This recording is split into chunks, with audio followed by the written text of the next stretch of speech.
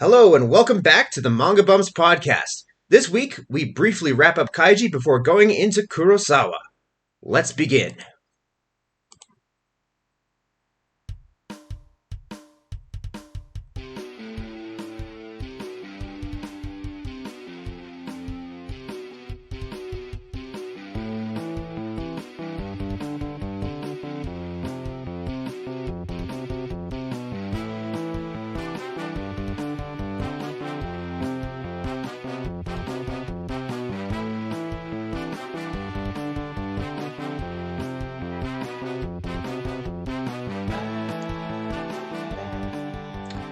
All right, welcome back, everybody. We're back again for another week for our, what is this, the fourth part of our Kaiji discussion? 2, 3, 4, and this is now 5? Yeah, this is our fourth week talking about Kaiji, but it's not all gonna be Kaiji. We're gonna talk about Kaiji, just the last things that we want to talk about, and then we're gonna go into Kurosawa, because there's some stuff to talk about there, too. And, Rinshan is still using his webcam, but his mic is on the way. It is dispatched, apparently, so hopefully soon he'll have a better mic. So what do you got to say, Rinshan? First I gotta say welcome back to the 5th episode. Thank God it's the 5th. Hopefully there will be a lot more. Me and Sonic were talking about like what to talk about at the 5th episode. We both agreed like Kurosawa, of course, but there were some things about Kaiji.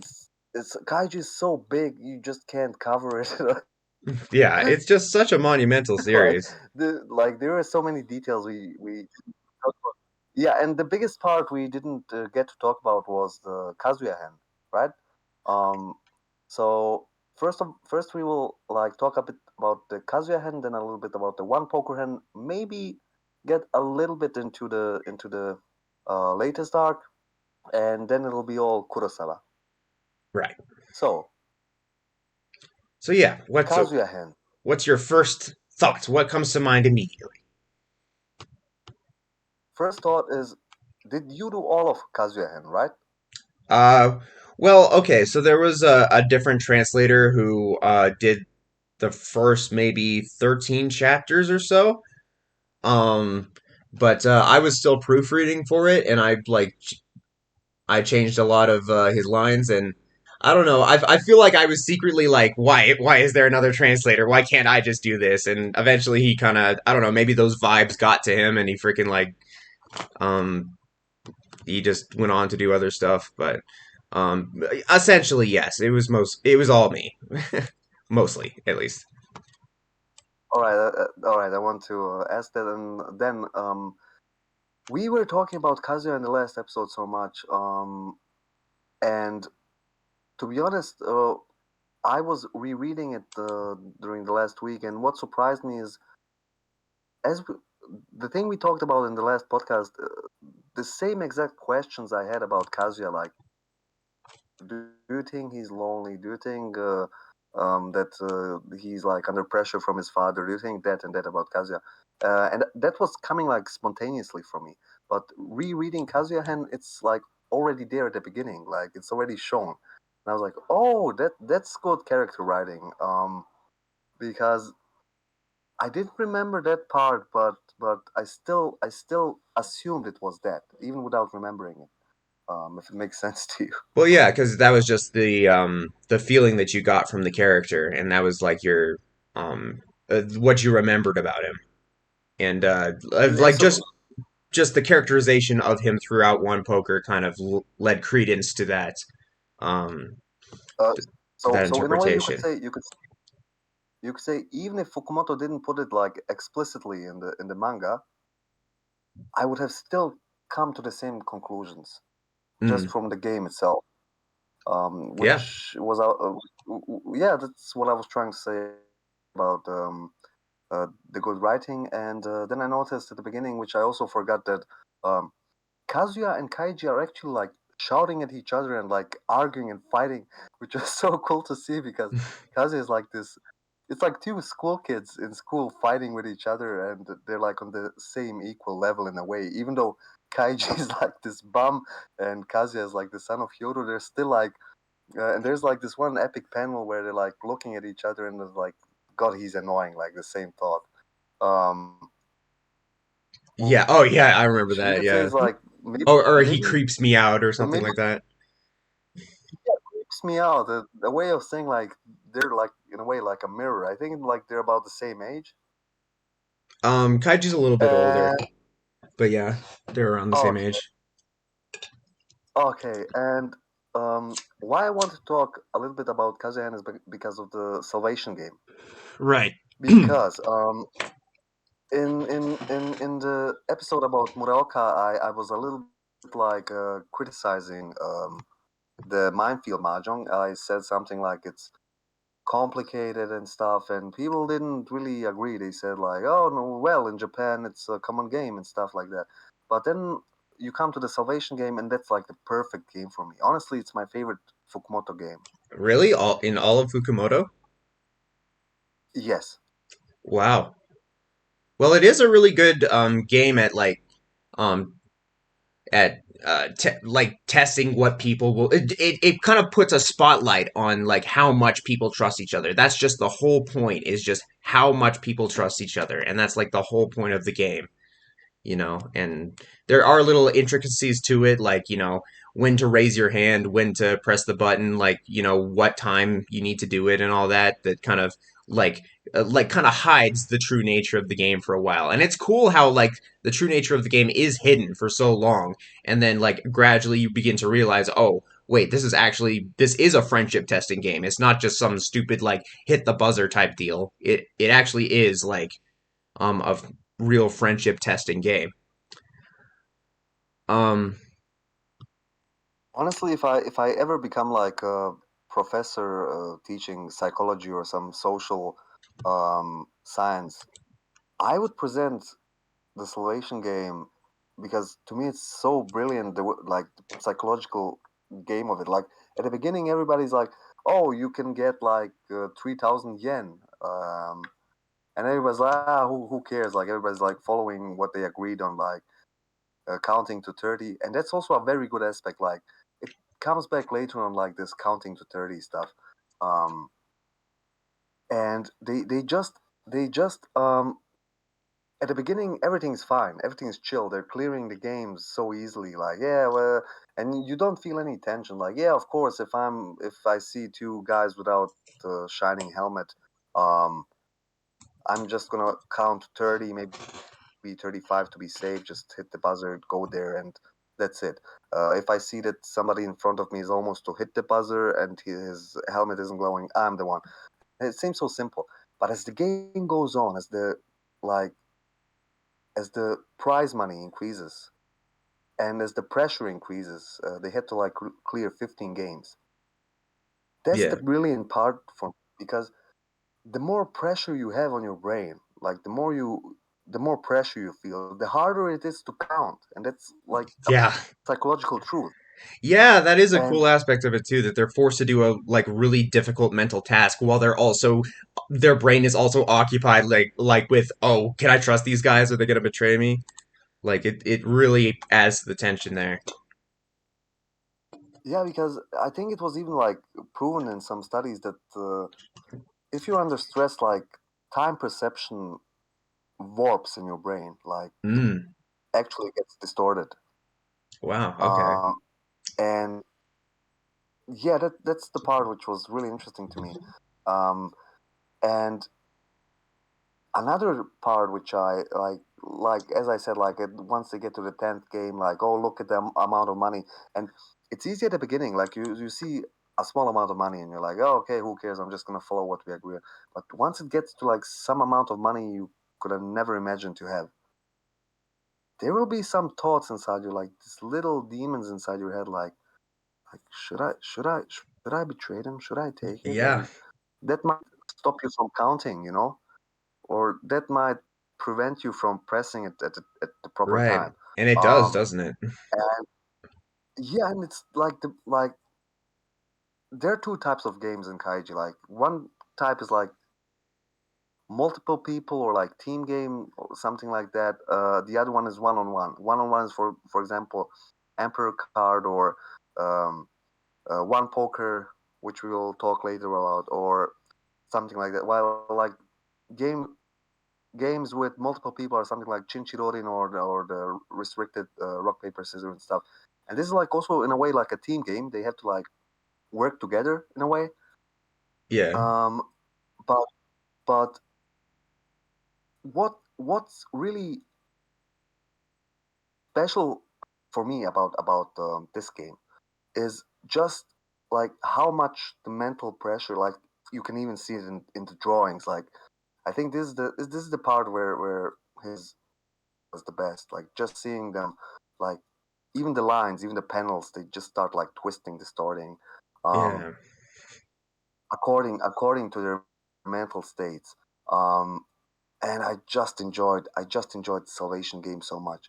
Um, Before I go on, you want to say something about how the Salvation game came to Oh well, the exist? name, the name Salvation Game. The name Salvation Game was well, the original name was just Rescue in the original manga. Like the name of the original game was just Rescue, and instead of having a savior, you had a rescuer. And I just looked at that and I was like, that's so damn lame. I don't want this to be the freaking Yeah, focal point of an entire arc. So I went through my brain and like, I ah, I think it did have something to do with my religious upbringing that like I thought about like what would be the coolest word to like you replace rescue with, and I came up with like salvation. We're trying to save these people, we're trying to give them salvation, but it's also ironic because the true nature of the game is to undermine that salvation and get salvation for just one person. But yeah, the name Salvation Game is just something that I came up with, and it caused me it not a problem, but like I had to work around it in a one line where like Kazuya says like I'm going to put this into a book, and his original dialogue was like this will rescue civilization, right? Because the name of the game is just rescue, and so I changed that to be this will be civilization's salvation. This will be the salvation of civilization. And I don't know. Do you think it's better that way, or should I just have kept it rescue? It's something that like I've kind of like I've told it to a couple like close friends, but like I've never like announced it publicly that I actually like that was a deliberate change on my part to turn it from rescue to salvation. Do you think that was a good change, or do you think I should have just stuck true to the original? honestly, Honestly, you did a good job. thank I you, man. not just because I read it as Salvation Game the first time. I mean, just Rescuer just sounds so stupid. It does, doesn't it? It reminds me of the freaking Rescuers. You know that one Disney cartoon. Um, Yeah, yeah. and I also want to praise. By the way, this is not. I didn't tell you this before. I just have to say that I have praised translation generally and Kazuya because I'm also translating, and just the way you come up with these words and expressions, and I'm as a translator myself, I'm reading and I'm like, wow, this is a really nice way of putting it. Um, Thank you, man. and I have to praise the translation and the typesetting. Definitely, it adds a lot to the Kazuya, and I enjoyed it so much. Um, and now I remember when you taught me that, like when we were discussing if Kazuya is evil, Yeah. and rereading Kazuya Hen, like the Salvation game, I gotta take a small step back of what I said in the last podcast because I forgot that Kazuya is actually the one who started manipulating the game once he Right. realized that they're actually they're gonna stay true to Yeah. each other. And that is an interesting dynamic that maybe some people don't quite get, or maybe they kind of just read past it. Is the fact that Kaiji doesn't see Kazuya like manipulating the game. Like he does it in very subtle ways. He like clicks a little button like with his middle finger, and manipulates the outcome of the game and stuff. So in Kaiji's mind, that's why I think that even when it comes to one poker, even when it gets to one poker, Kaiji is still convinced, oh, Kazuya's a fair guy. He's a really fair guy. He doesn't cheat. But the fact is that Kazuya was cheating throughout the entire Salvation game. It's just that Kaiji didn't see it because he did it very subtly. He did it very, he didn't let Kaiji see it. And that's why Kaiji, on some level trusts Kazuya and thinks that, there's a good guy down there somewhere. At the very least, he's fair, right? But no, Kazuya, no, he doesn't even have that. He's a cheater. He's like, I don't want to say the worst, but I could say the worst. I don't see why I What wouldn't shocked say the me? worst, but I don't know. Like, What? Yeah. What shocked me, which I forgot because maybe it was so long ago, but I forgot this at the very end. At the very end, when Kazuya like turns off the music and entices them more because he notices that they're actually like it was like 3 games left, and they were starting to like doubt each other and everything. And Kazuya like starts like shaking and sweating, and he's like, "Fuck! They're gonna clear the game. This is against my book. This is against everything I believe in." Um, so he's like um, turning off the music and reminding them, "Look at the money. Did you right. forget the money?" Um, and stuff like that. And like they're like at the very end, they're starting to go crazy. And because Kaiji sees that Kazuya is like enticing them more to betray each other, he jumps onto the stage and like the guys, like the guards, they grab him, but he still manages to show them the number 3. Yeah. And then Kazuya changes the rules. He like he introduced some new rule. I can't even remember some small detail, but it's definitely something which will make them like distrust each other more. And the part which I definitely forgot was when they were arguing with Mizuyama, or was it Mitsuyama, Mizuyama? yeah. Yeah, yeah. Um, they were like he was like apologize, like he was trying to tell them like, oh, I'm so confused, I'm sorry, guys, like trying to make excuses for himself. And then Kazuya's asshole like was like, you know what? I'm gonna give you another 30 seconds just to Yeah, watch them just like more of it. Just like let him revel in like how like scumbaggy he is being. Yeah, yeah, just and he's literally like reveling like in the fact that like, look, Kaiji, I'm right, even though he like manipulated the game. Like, look, I was the right one and everything. But I enjoyed it so much rereading it. Honestly, if you read Kazuya Hen a long time ago, like I did, I recommend it.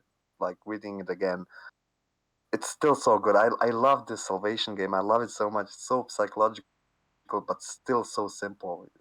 You, you can explain even at the beginning of the arc. Kaiji's like, really, that's all there is to the game. It's so simple. And because it's like, yeah, yeah. it's so simple. So just sit down and watch. Right. And that is an interesting aspect, is that it's the first time that Kaiji is just on the sidelines, that he's just watching the game unfold, and it's not like him actively being in the game. It's more to build up the other characters, like the Asian three, and like you know, to get to know them. Um, Although Kaiji does play like a big role, and like the side battle is between him and Kazuya, and their truths like intermingling, which is it. I feel like a lot of people going into it were like, "What? Kaiji's not gambling? Like, what fun is this going to be?" But I feel like Fukumoto made it very fun, and he did it like exactly the way he wanted to, and it benefited as a result of that. So Yeah, and it's building up to one Pokeran in a way. It's just two different philosophies like clashing with each other. And I was also surprised. I didn't remember that Kaiji was so vocal about everything. He was like shouting at Kazuya the whole time, like, "Shut up! That's not how humanity is. Like you're just putting him into the like, shut the fuck up, Kazuya." And he's just right, like talking to him, like yeah, like I think I might have gone a little bit overboard on the swearing.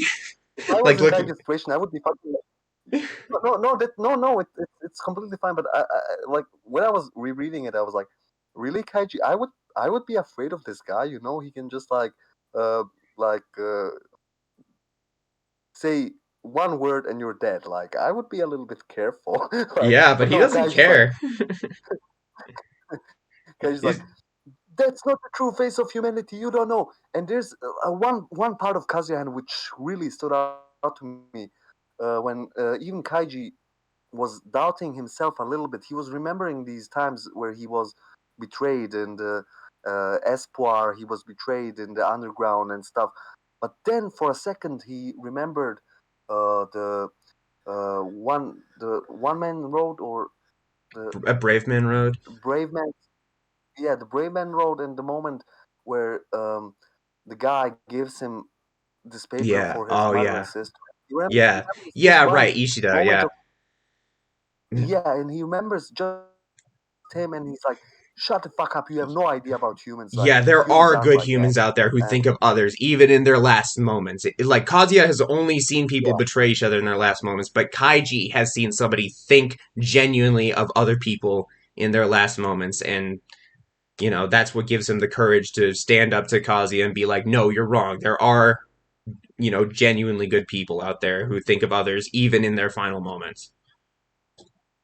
yeah, and that's why I love Kazuya so much, man. I love Salvation so much. I mean, I love all of Kaiju, but that's maybe I dare say my favorite part of Kaiji. Sorry. And you're not the only one. A lot of Uh, people, I've heard a lot of people say that, that's their favorite, and um, it's what's your definitely very favorite good. part? What's your favorite part My of all? favorite part. Um, we talked about part two, and we had so much to talk about it that I think, yeah, thinking about it now, maybe part two is my favorite too. Um, but before that, my answer was one poker because I just loved all the I thought it was so well put together, and a lot of people criticize it for being too simple, like it's too simple to have like just an entire long arc dedicated to it. But I think that it does such a good job of um how do I put it? Like taking like finding every little intricacy in the game and like surprising you when you find out about it, and then like all the twists are done in like, even though we know that Kaiji's gonna at least survive if not win, the fact that the spinning net, uh, I think that was such a good plot device because it gives Kaiji a way to lose and still survive, right? So it puts it in your mind that like, oh, Kaiji might lose, he might like fall down on that net, grab it, and then like, still survive and still the series can still continue.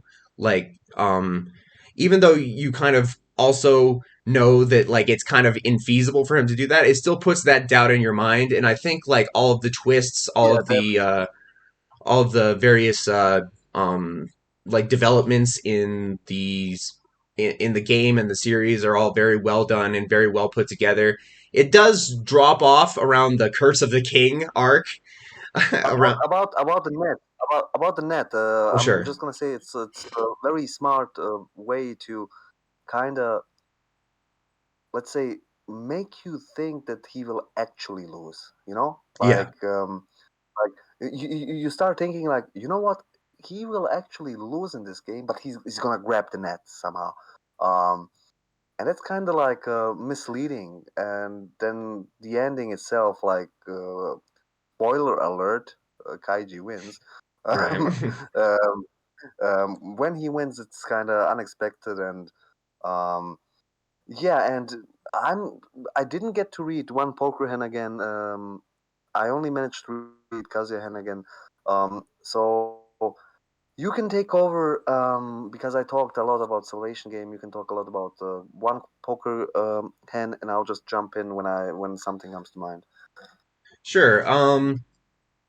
Yeah, I mean, like as I was saying, I think the Curse of the King arc, it kind of like drops off for a bit. And as far as like the very final hand, like I mean, it was pretty obvious to like if you thought through the game and you understood like the mechanics of how Kazuya and Kaiji were cheating and stuff, it is pretty obvious how it's going to turn out. But I don't know. I just love the scene of it. Just the scene of freaking Kaiji like raising his fingers and being like, you're like directly telling Kazuya, like, please fold. You are going to lose. Let me tell you. Here are the cards that we have on the table right now. I will tell you what cards we have down on the table.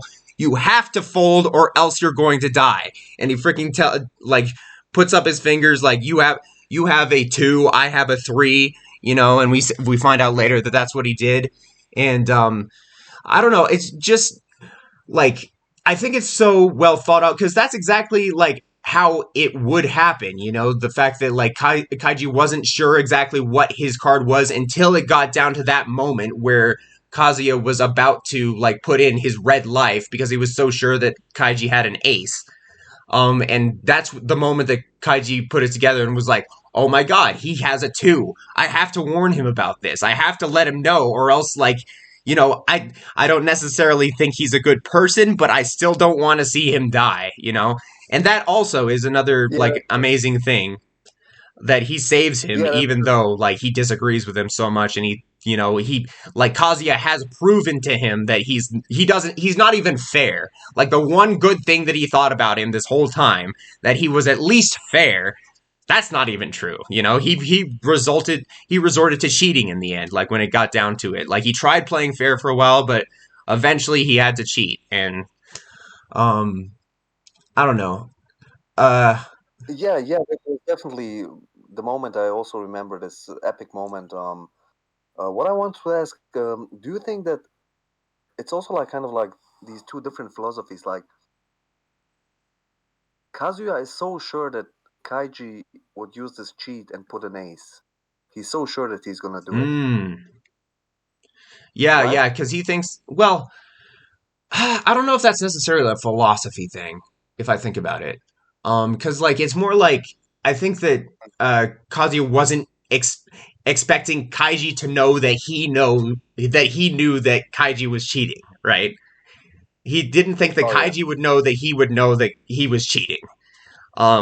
And that's kind of oh why yeah. it like he thought that the ace would come out, is like because like he didn't realize that Kaiji had already read all those layers deeper and understood that uh Kazuya was anticipating him having opened the second tray, or no, not even the second, I guess it is the second tray, the second forbidden hidden tray.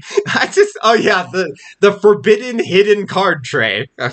I remember. I had so much fun with the freaking narrator dialogue and like coming up with all these big words, momentary puzzlement and stuff like that. Maybe the reason that I like it so much is that I was able to just like put in all these like really fancy like phrases and like just go over the top with like just describing everything to keep up the tension as we were dragging it out for volumes upon volumes. I don't know. Maybe that's why I remember it Honestly, so fun. when I'm as I was continuing, as I was like continuing reading Kaiji after the anime, um, every single like square box, I was hearing it in the voice of the guy Yeah, from the anime, like right. this over the top.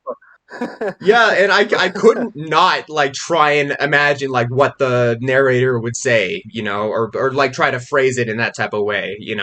Like I felt like um in order to keep up the hype from the anime, like I had to freaking like continue to like make it like dramatic and interesting and like, very verbose in all of this, to I you know think re- it works so good. Like it's such a perfect continuation for anybody who just watched the anime.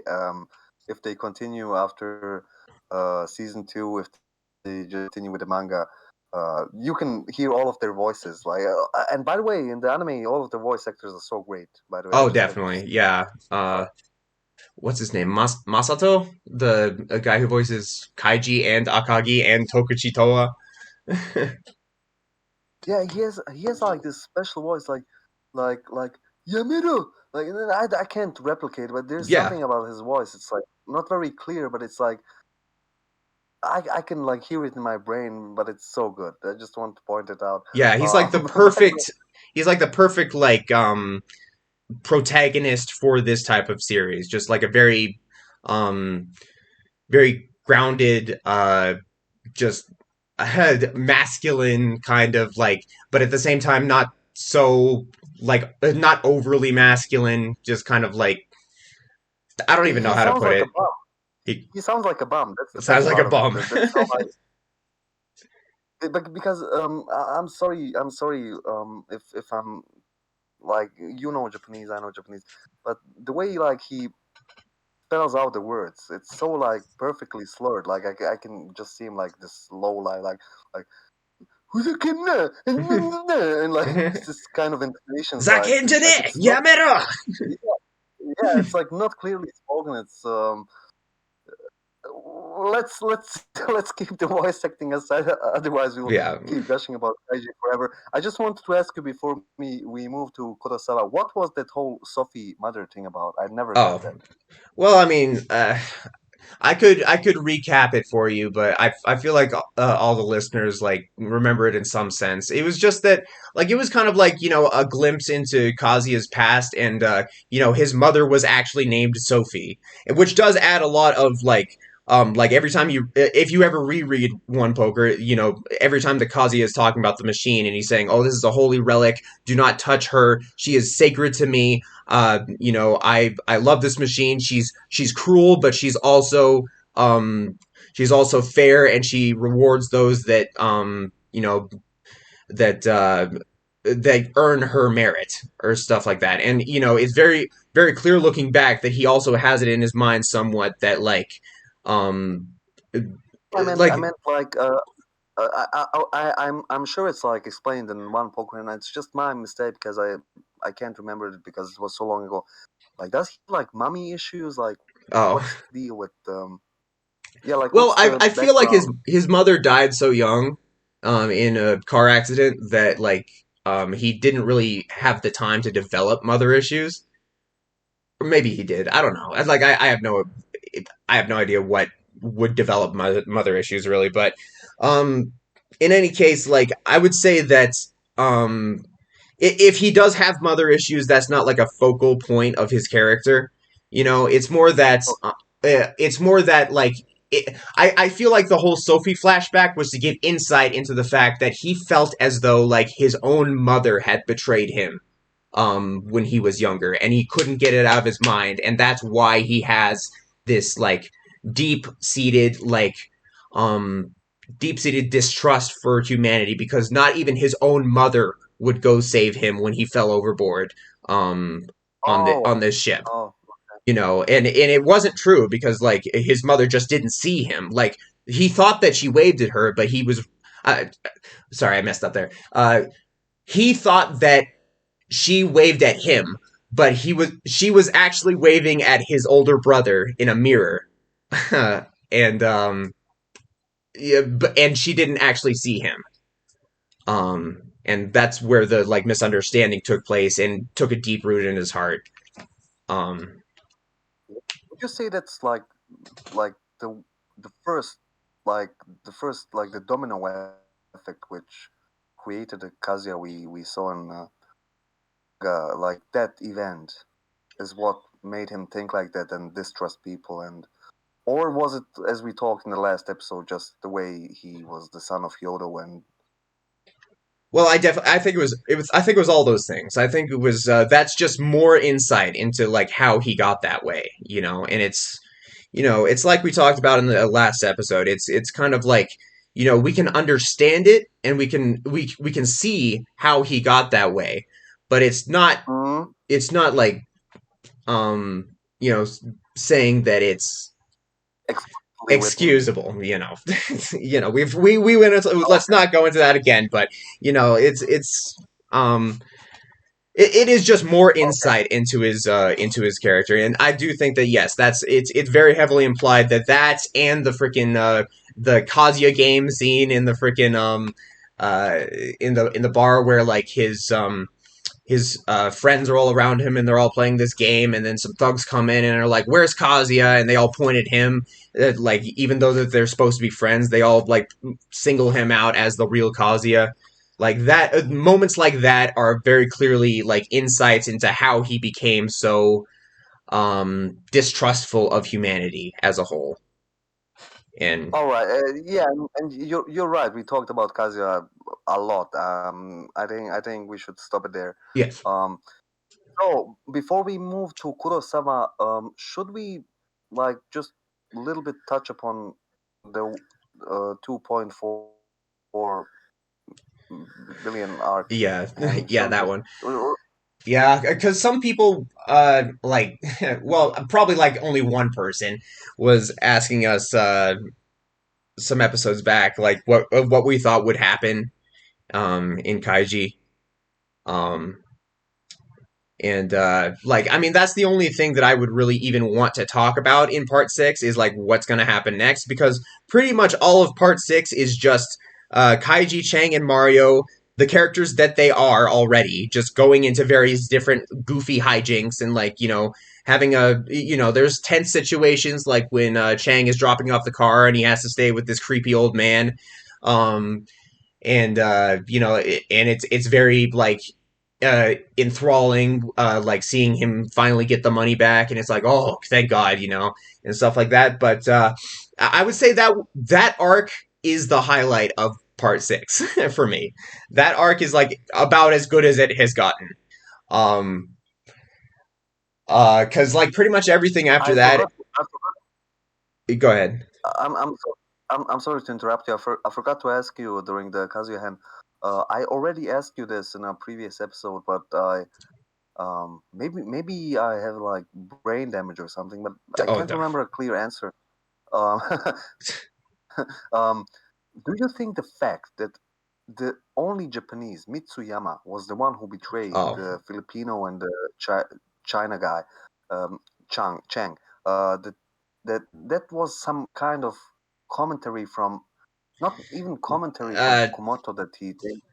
I No, mean, but there could have been that aspect to it, but like I think it was more like Mitsuyama was just like a very well adjusted guy. I would say that if it has anything to do with him being Japanese, it would be the fact that he's Japanese and therefore he has like a very stable life. He doesn't really have very many problems, whereas Chang and Mario like grew up in very desperate situations where they had to rely on other people, because when you get that low in your life, when you get that desperate in your life, you have to rely on other people. You have to go by a I scratch your back, you scratch mine type of mentality, where like you do something for someone else and they do something in return for you, and you build trust and you build, you have to have that kind of situation when you're as like poor and as desolate as they are. Whereas Mitsuyama, like, he could rely on himself more, and I feel like yeah, that was I more impetus for him to be able to betray. Yeah, I'm sorry for bringing up the nationality question. The only reason why I bring it up is since that episode I watched the study and I remember this moment in Kazuhan because there's a study about people leaving tips um, at Uh, restaurants and stuff like that, and I I don't know the name of the study, but I was watching some YouTube video about it, and I trust them that they're not bullshitting. But it basically shown that people who are poor are actually more generous yeah, than people who are like rich or well adjusted.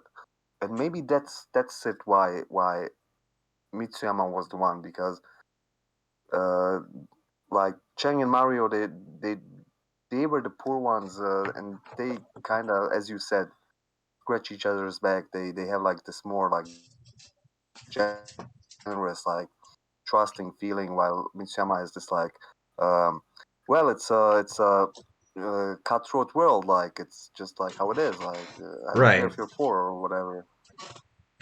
Yeah, it. I would say yeah. That's probably like I don't know. It depends. It's vague enough that like if you happen to be a Japanese nationalist or something like that, you could construe it that way. But I don't think that was necessarily the message of the manga. I think it was definitely Yeah, more yeah, for I the poor thing, you know. yeah, it was And wealth inequality. Yeah, wealth yeah, I could inequality, see this point. exactly, yeah. Yeah, yeah. So I will also just give my brief opinion about the last arc. I'm gonna say, um, whew, Yeah. yeah, it's been kind of long. The I arc. am Oh gonna, yeah. yeah, I'm gonna say as we talked, it's not easy for a mangaka. Fukumoto is probably being pushed. It is definitely long, but I'm not too much disappointed with it. Hmm. Because one one one thing I kept saying in the previous episode is that I like how Fukumoto changes the from arc to arc, and yeah, this time it's different. Maybe not different in a way you like. It's more like a road trip adventure of and Yeah. escaping like just three guys with a lot of money escaping from the big bad. Okay, it's not the different you expected, but I mean it's still different. um, Yeah. what did you expect? Like, what did you expect? Like just another mind game like that would be Um. boring for me, for example. Yeah. I mean, it is definitely. I Or, think. I or think Fukumoto had the right idea that like he wanted to do this like big kind of like break from the gambling because a lot of people do like find it very relieving like the breaks in between gambles, like even if it's like Kaiji like working at a 7-Eleven, and like getting to know his coworkers and like distrusting them and like playing little mini gambles with them, like that little interim in part one was like very interesting for a lot of people and very and it was a good breather. And I think the fact that like he's doing that now with the 2.4 billion escape arc is also a very good thing, on paper. um yeah, on paper, but I mean, imagine if after one poker and he was just like, Kaiji, you know what? I'm gonna bring my father now. Here is Hyodo. Have this epic showdown with Hyodo right now after one poker hand. yeah, Like, would you really like that? mm, It's like, it depends on how he did it, but yeah, I would say that yeah, it is important for us to like have a little breather to finally see Kaiji happy for once. That is very good to see Kaiji, oh yeah, that's a good point. like Yeah, in yeah, a yeah. in a like kind of nice situation like that is a good thing. It kind of gives you warm fuzzy feelings to see And he Kaiji, Shang, and finally, and he Mario just finally, hanging out. You know, and he finally has friends. He yeah, finally has friends. yeah, like It's so, true, genuine friends, not this like kind of like yeah, we're gonna use you to get out of this hellhole, and then as soon as we're out, we're gonna backstab you type of friends. No, these are real, yeah, genuine. They've been through this together, and they're real friends. And that's very it's good to see. definitely it's definitely refreshing. So don't forget that good part about the last arc. But I also agree with the criticism that it's a little bit too long. Yeah, um, I think I saw somebody post on Reddit or something that this is like the longest part in Kaiji, just of itself. Like it has gone on longer than any other part of Kaiji so far. yeah, I have some inside info. I talked with this guy. He's called like Substar. Oh yeah. He's yeah, Oh yeah. yeah, He I know told me him. Yeah, like yeah, yeah. He's the one who took over Kaiji. yeah, Yeah, he's a great guy. I know him pretty well. and I don't think he would like me talking about this right now. But we're in the podcast. We're sharing all of our feelings and thoughts. And this Substar guy told me inside information that it's gonna get good right now. Like Oh, did he say he just that? told me. Okay. Yeah, he said Hmm. he said yeah he said like I have a feeling in some inside info right now in a few chapters, just a little bit more patient, and it's gonna because the way he explained it to me, Substar, Right. he explained it to me. in a way, he said like, "Listen to me, Rinshan," and I said, "Okay, I'm listening, Substar." And he said, "Listen, Yeah. Fukumoto, Fukumoto, like, and Kaiji. Kaiji is Fukumoto's baby. Yeah. Fukumoto doesn't screw around with Kaiji. He takes care of it. It's not some throwaway manga for him. It's what made him successful." And he said, "It will pay off. It's not gonna drag on forever. It's gonna pay off. And in a few years, the next generations, when they will have the opportunity to read it just in one go, they're gonna enjoy it a lot more than us plebs who have to wait for every chapter, you know?" Wow. And I think the Okay. Substars, Yeah, I mean, he's I expressed think similar thoughts to me too. Like he and I think very similarly. So yeah, like when I've been conversing with him, yeah, I mean we've I feel that way too. So it's interesting that he expresses the same opinions. It's kind of like we're very similar people. So um yeah, yeah, I think yeah, like he's said that stuff to me. So the fact that you're saying he said that to you, like I totally believe it, you know, I think he yeah, was that's probably why he took on Kaiji again, or I mean not again, sorry, why he took over Kaiji from me is because he like decided, you know, that like this is like Fukumoto's going somewhere with this, you know, he's gonna go somewhere with this, and he's going to expand upon he's not going to just drop it off here and let this like be the end of it. Like he's building up to something, and something's going to become of this. Yeah, yeah, and when I'm yeah, talking to the Substar guy, I have a feeling like this guy knows what he's talking about. So I'm trusting him, honestly. yeah. No, Um, he's been in he's been reading Kaiji for a long time, so he knows what he's talking about. You know, he has a real feel for Definitely. Fukumoto's character, that Substar guy. Yeah, All right, Sonic. Sonic, is this the end of like for now, for yeah, sure. the end of Kai? Should we? Wait. So I thought you were asking like, should we move on to Kurosawa? Are you saying like, is this the end of what? What are you saying? No, no. That's what I meant. That is what Actually, you I meant. meant like, Okay. Yes. is this like because it's been so long? I think people want to hear about other manga. So Right. is this the point where we say that's all we had to say about Kaiji? Sure. Let's move to other manga. Let's do. So I suggest Kurosawa. Okay. Yeah. Yeah. And I mean, I read Kurosawa. Um. God, like yeah, you know, when Hawks was translating it originally, you know, like right after part two. I think I read it because I was waiting for part three so anxiously. Um. But I remember like I really loving it and really enjoying it, and you know, I did read the first couple chapters just to remind myself, but I haven't read it. Honestly, I haven't read it in a while. But if you like want to tell me about like what stood out to you, like I'll probably like it'll probably ignite something in my brain. I'll be like, oh yeah, I remember that, you know, and we'll be able to talk about it. So why don't you lead the discussion on like where you what you want to talk about in Kurosawa? Oh boy. Okay.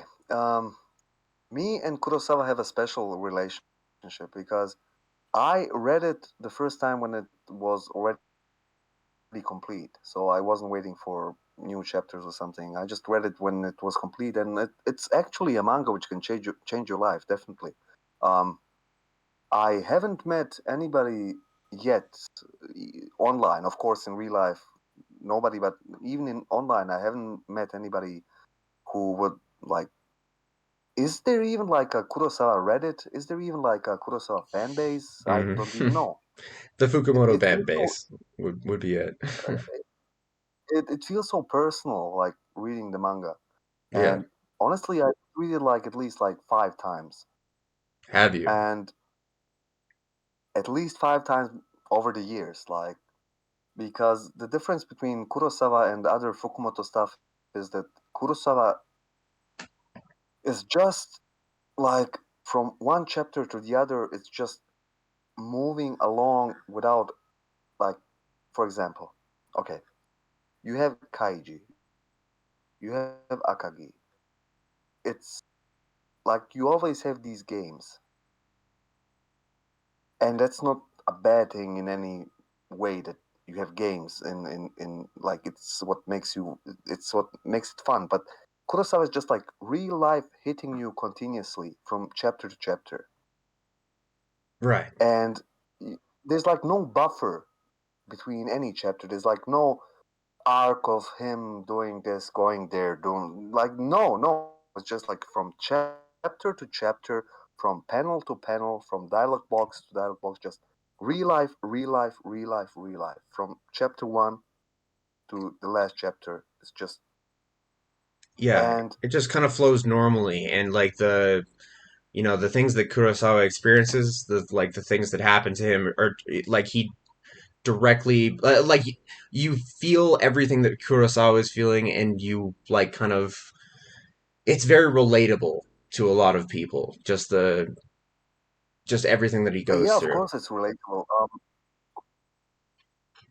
Yeah, of course it's relatable. And I'm not sure, but for some reason, on Manga Dex,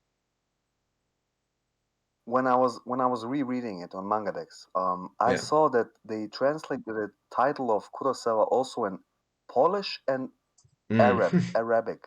Oh yeah. So I was like wondering, do they have like can like fan translation in different languages of Kurosawa as well, or why did they put it the title Well, no, I mean, yeah. in If you, I looked at the manga dex page too, and yeah, they have a bunch of different chapters in like all those languages. Um, that Oh, yeah, so there must be like Fukumoto fans from those countries that speak those languages also. no, no. That's what I want to say. Like, I want to say you don't find like Akagi or Kaiji in any other language except English or Japanese. But for Mm. some reason, Kurosawa hits across all nations, across all the world, um, because it's like speaking to humanity. Like, it's like just straight to the heart. Like, there's no bullshit. Like, it just speaks to you. No games, no mind games, no fooling Yeah, around. It's just like, and and I'd say something that's really special about it is that like Kurosawa is a character that shows like what it's like to kind of be a person that is doesn't really have all the social like he's not like a rock star. He's not like a really in fact there's a lot of people in his life that are like I was really popular, I really was well gonna adjusted and stuff, but he's just kind of like he's trying his best, he's trying to be liked, he's just trying to get attention. And I feel like so many people across the world feel that way, that they don't know what it takes to be liked, to be popular, to have all of this like to be charismatic enough to like um to actually like get you know relationships that I you was want. yeah Um, I was gonna get to that because yeah I was gonna get to that. Before that, I just want to say because I remember like the beginning and everything very clearly. Before I get to that, because I'm gonna ramble on about Kurosawa for a long while. I just want okay. to say, I just want to say, the biggest difference between the let's say stuff that Fukumoto is like famous nowadays, like Kaiji and Akagi and Ten. Yeah. This one is different because it calls back to the earlier manga which Fukumoto tried. More like the slice of life romance kind of manga. That Right. was his earliest work. There was no gambling in it. There were like no mind games. Yeah, that's kind of almost what he Um, wanted to write about, you know? That was like his first go-to, like I want to write about like romance and all this stuff. And he put it in the he finally yeah, so found the like perfect way to like encapsulate it in Kurosawa. yeah, exactly. You put it like the best way I could. And that's like why I think that it's such a good work. I would consider it a real work of art. I would put it somewhere in a museum, honestly, because I even like looked over it in the last days because I was preparing for the podcast, um, and I was just stunned. Like, of course, there are flaws. Like, it's not flawless, but I was just stunned, like how concise it is. Like, it it doesn't like it just like you're never bored even for 1 second. Like, for example, I'm sorry to to ramble about this, but for example, I was also reading Kazuya in the last week and also Kurosawa. Yeah. And one thing which stood out to me is that what would take 2 pages in, let Kazuya or the latest Kaiji or even Devashi's arc, what would take them 2 pages? In Kurosawa, it's just like 2 panels. Mm. Yeah. Yeah, it's very concise and it's, It, it doesn't linger. It just, you know, and goes. it's so brutal because as I was rereading Kurosawa a little bit, I was like expecting like at this like moments at this like epic moments where I'm like expecting from Fukumoto like to go on for pages about it. I'm like, okay, this is gonna like okay, I'm like you're like used to it. You're like, okay, this is gonna take Yeah, he's gonna explain every little now. intricacy of it, but Yeah, but no, it's just like bam over. And you're like, what? Really? Okay, okay. yeah, Whew, and let's go on. and that almost hits you harder, doesn't it? Because I'm Yeah, speaking yeah, like I haven't read Kurosawa in a while, but there was a moment in a manga that I'm translating for something else I'm not allowed to talk about. I'll just describe it very vaguely. That there was like this scene that like hit me really hard. That like had like a very like powerful message. And a very like it showed something about a character that I really hadn't really understood to that point. Something that was really like touching and meaningful, and it just showed the panel of like this thing happening, this very touching, like meaningful thing, and then it just went on, and it just kind of left you with those feelings of like, wow, that was amazing, and you just kind of like linger on it, and you think about it, and you're like, wow, holy crap, I love this character so much more. And the fact that it didn't linger on it, when I read it, I was kind of like, what? That's all there is. I want to hear more about this. I want to see more about this. But it's thinking about it now, it's almost better in Kurosawa yeah. also that it kind of just It it hits shows you. you this moment and then it just kind of moves on and leaves you with those feelings and leaves you to think about it and ponder on it. Yeah, it hits even harder. It's a brilliant way of storytelling in manga. It's a good tool. And now I can finally start talking about Kurosawa from the beginning. Right. are we finally, are we finally ready to start Kurosawa from the beginning? Sure. Um, okay, so first chapter. How does it start? Do you remember?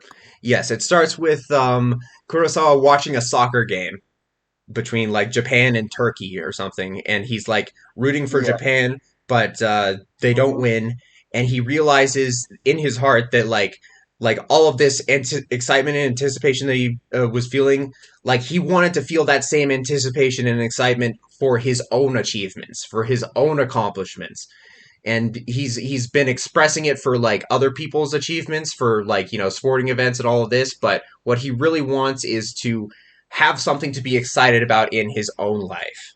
And that's I feel like that's the perfect beginning.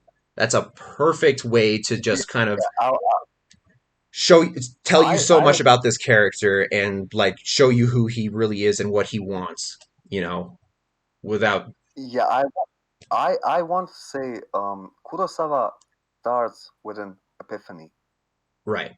Yes, an and epiphany. yeah, and I'm sure you had epiphanies in your life. And what's so strange about them? I also had them. What's so strange about epiphanies is that they come out of nowhere, because at the start of Kurosawa, nothing nudged him in the way that he should think like that. It just came to him out of nowhere, you know? Yeah. And Yeah. that's the epiphany. And yeah, they're watching a soccer game, or as we Europeans call it, football game. Right. Sorry. Um, um, he's watching the game with other people, and all of these people, they're all the same. They're drinking, they're watching their stars, and what are they actually doing? They're projecting on the stars. If their idol makes a goal, they feel happy for them, and they're projecting they're like thinking in a way like yeah, I'm rooting for that guy, and if he does it, it kind of makes me also give me some like of Yeah, his because you're kind of like achievement. living through him almost. You're kind of Yeah, like exactly. you want to feel the same way that you want to feel his excitement when he wins. And so that's Yeah, and most people do that. Like, look around you. Like, most people, like, why are there so many like sports fans? Most people, like, not most, like, almost all people are like that. You yeah, know. But Kurosawa is different because he's 44 years old, and out of nowhere, while watching the game, epiphany, out of nowhere, yeah, and that's how the story starts. And he yeah, starts realizing, like, am I really like what am I doing with my life? You know, like I don't want to root for somebody to win. I don't want to like project myself into somebody else. I want to be the one. yeah, And I think everybody feels like that. And that's why you can immediately connect with Kurosawa, because everybody feels like that. right. Everybody everybody feels like that. Um and that's what pulls you in immediately. It's a brilliant first chapter. It really is. Yeah. And just the fact that he was, you And know, I'll just let you go on.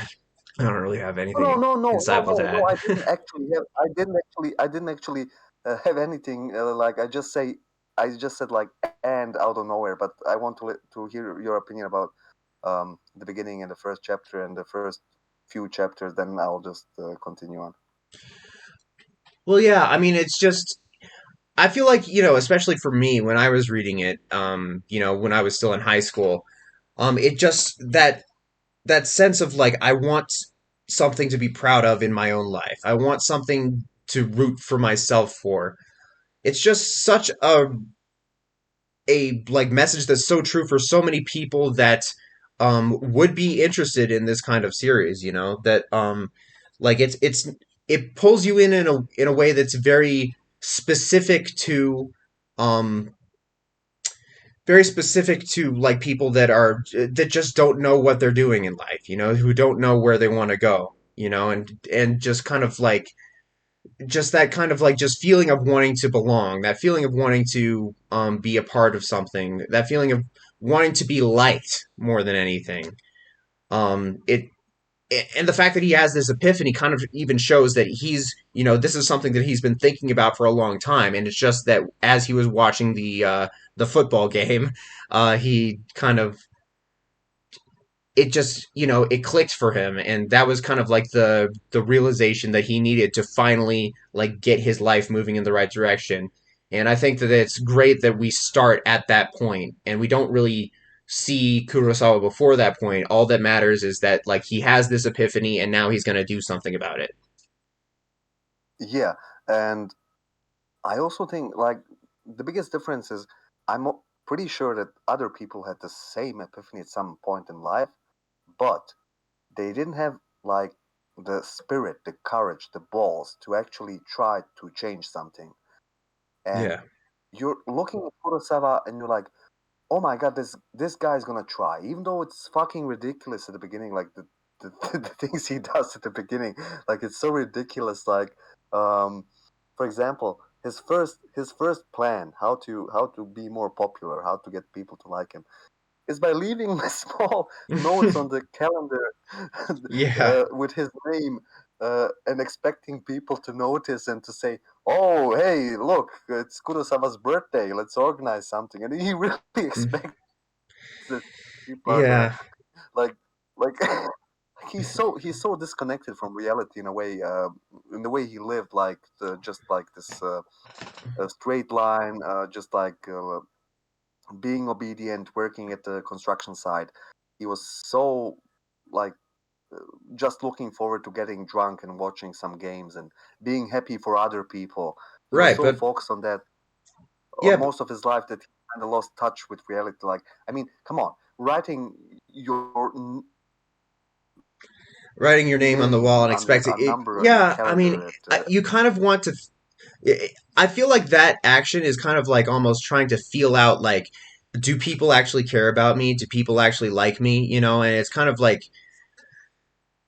it is kind of disconnected from Yeah, reality in some well, sense, but it's very it's something that a lot of people in real life kind of like wind up trying to do is just trying to throw out a little feeler message to try and see like, hey, it like it, I wonder if anybody is going to realize that it's my birthday. You know, I wonder if anybody's going to notice.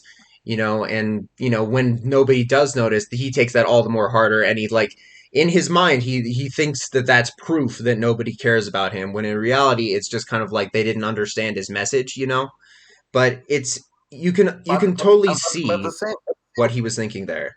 at the same time, I mean, I can see what he was thinking. Like, of course, I can follow his train of thought. But I mean, look, when I was reading Kurosawa, same as you when I was younger, I was like following like his actions, and I was like, yeah, this might make sense.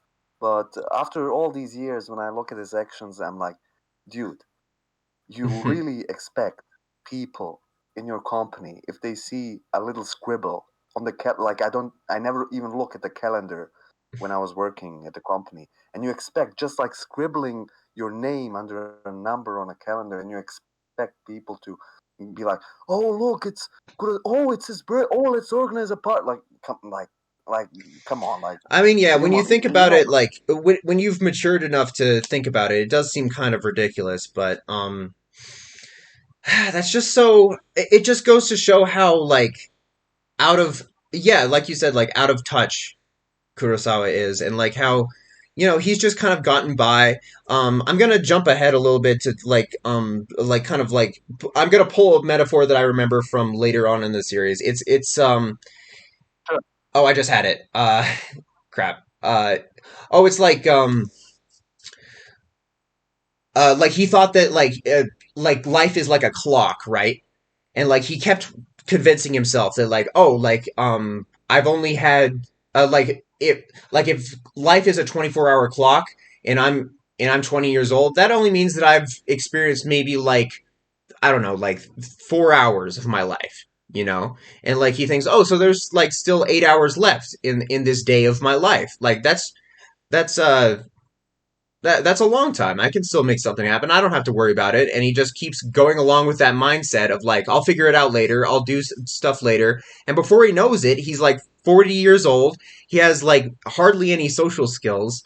And like he doesn't really like he still hasn't really developed like the mindset of doing of being the way that you need to be in order to make people like you. You know, he still hasn't like really understand or grasped that because he's been putting it off for so long, you know.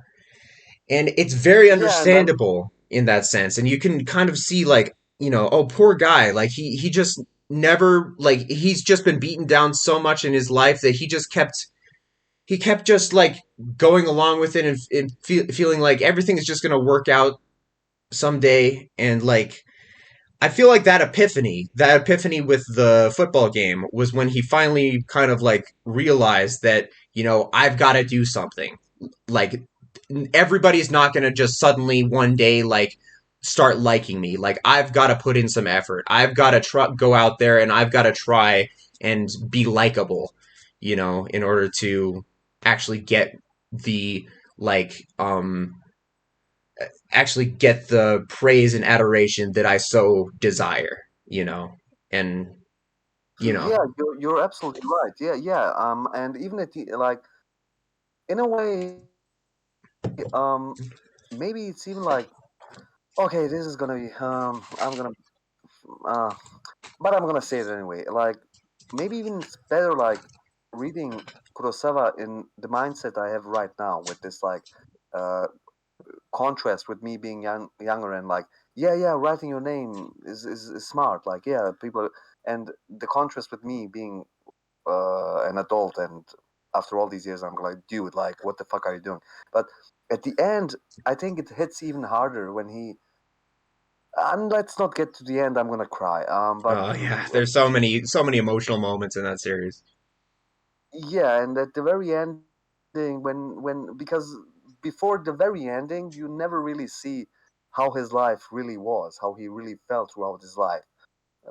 You see him just like this, like middle 40-year aged construction work dude, and somebody might look down on him like, why don't you have a wife and children? Like, what's wrong with you? And like looking down upon him and like, what the fuck are you doing with this like little social experiments? Like, but if you're like thinking like that, reading the series instead of like um, agreeing with the moves that Kurosawa makes, then I think the ending hits even harder.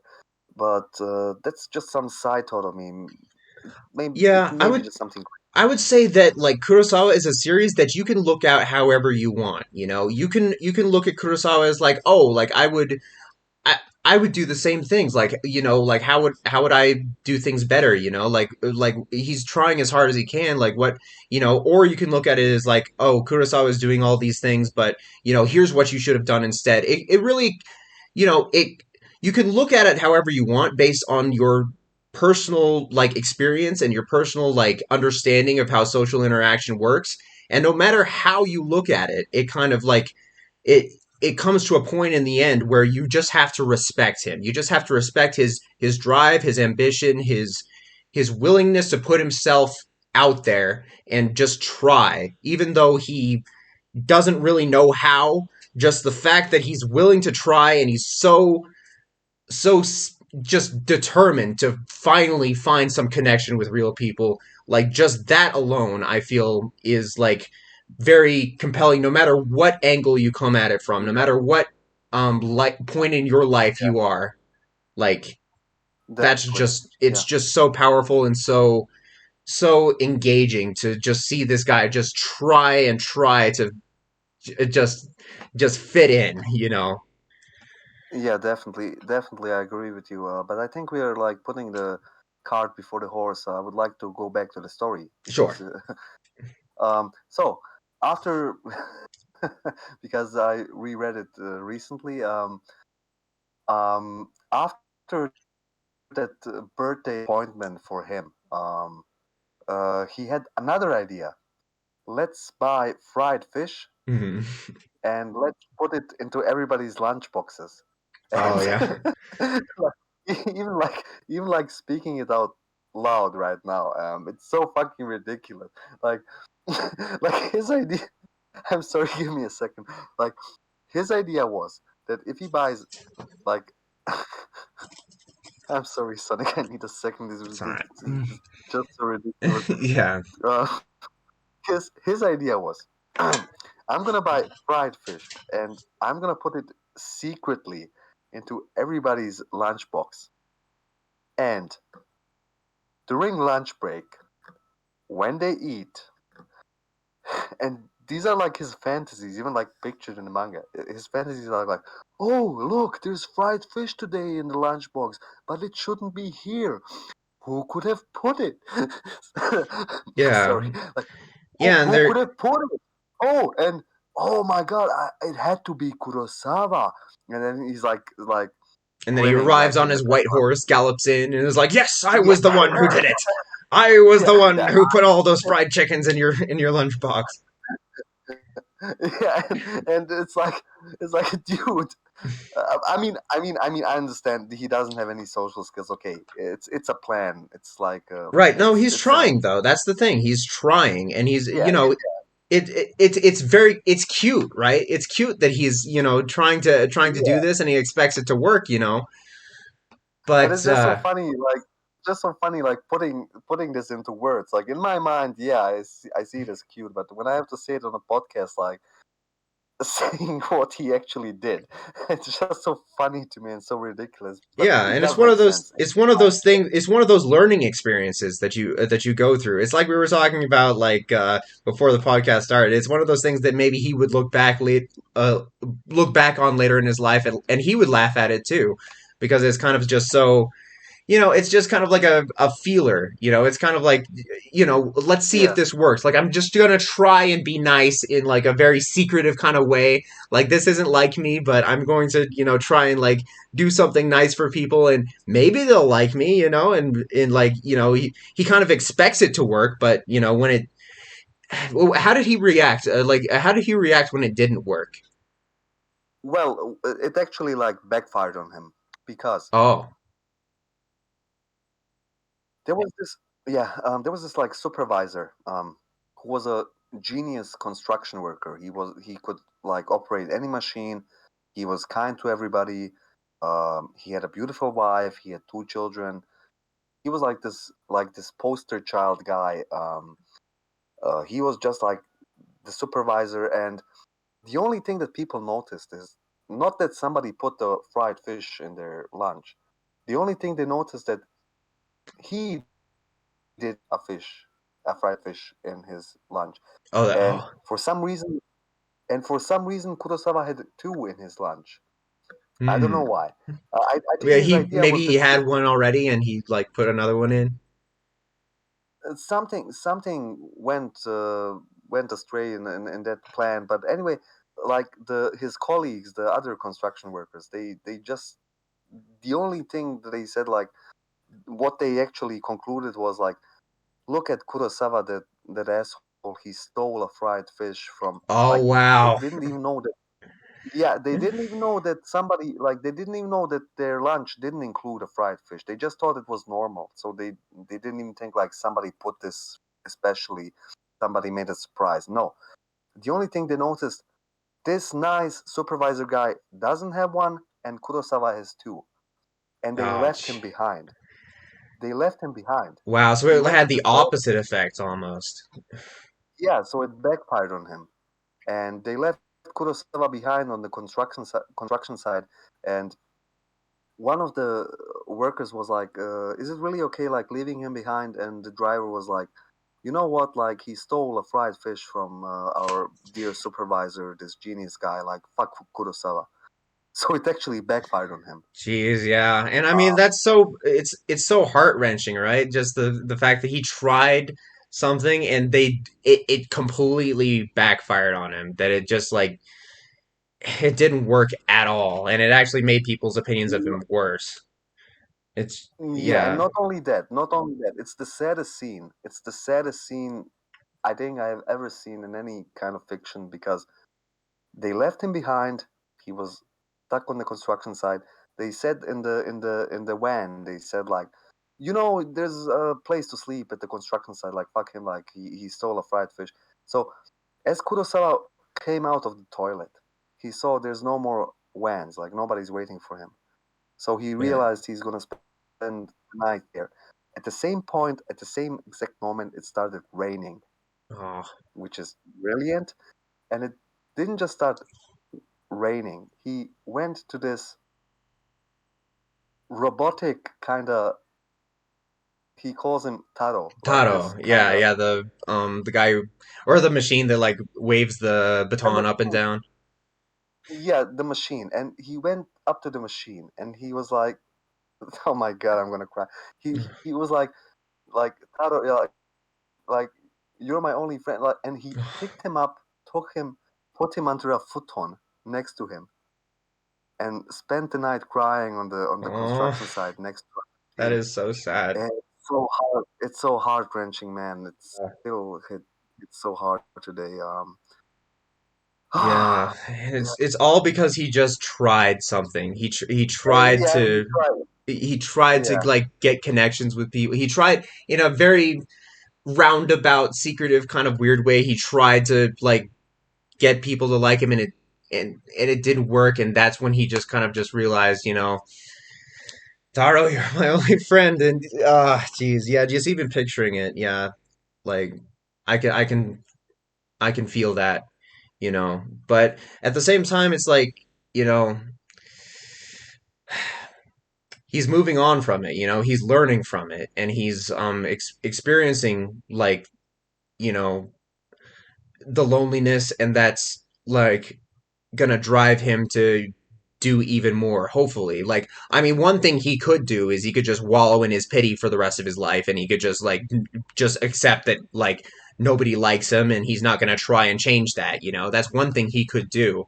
But the great thing is that he gets up after that, even after that really sad moment where he's hugging the machine.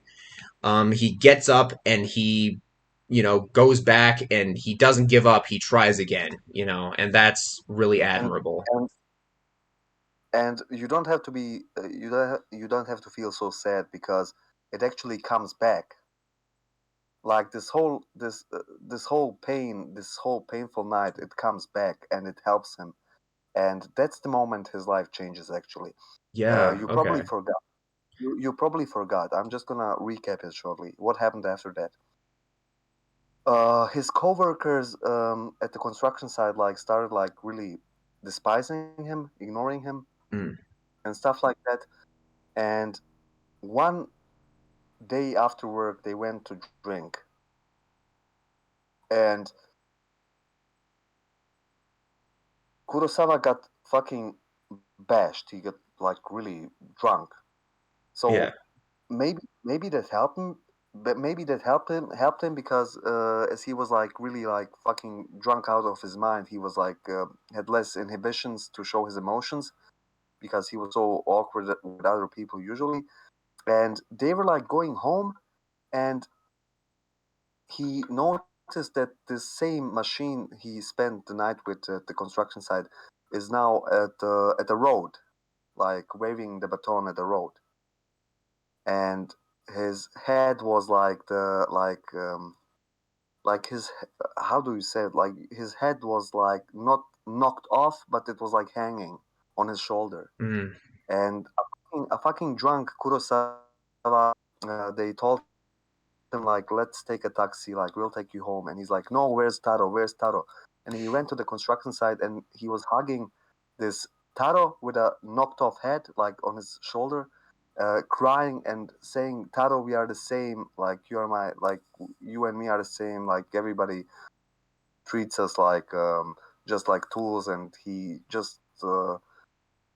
opens his heart in that moment, and that's the moment when his coworkers like start respecting him. And they even say in the manga, they say like, I don't know why, but seeing Kurosawa hug him and cry, I also feel like crying. yeah. Yeah, that it's not even something that he really intended to do, right? It's something that his true heart, like his true motivations like compelled him to do. And you know, it's just, you know, it's almost like if you have that true heart in you, if you have that true like desire to like um just to like to be nurturing and be loving and being like that, then you don't even really have to try. You know, it just kind of like the things that you do, the actions that you take kind of just display it for you, you know. And And that's the moment when because from the beginning, like his coworkers looked at him like a weirdo, like he was like, oh, just like this weirdo Kurosawa. I think even at some point they no, that comes later on, but they even call him like a pedophile. Like they just think like whoa. he's fucking weird. But when they see, yeah, but when they see him like pour his heart out and hug a fucking machine and say we are the same, they kind of realize maybe Kurosawa isn't that bad, and the manga turns around all of a sudden. From the Yeah. next chapter, he's kind of respected at work, and he's relating to people, and people talk to him Yeah. Yeah, because because they they relate to see him. that. Yeah, Because they relate to that feeling of just being a all tool all it almost. all it really took was for Kurosawa to just pour his heart out, but he doesn't have any social experience or he's just so disconnected from the world that he has like these little ridiculous, insane Yeah. strategies to make people like him instead of just saying to people like, look, I'm fucking lonely and everything. And then what people would like relate to him, and that happens in the manga. um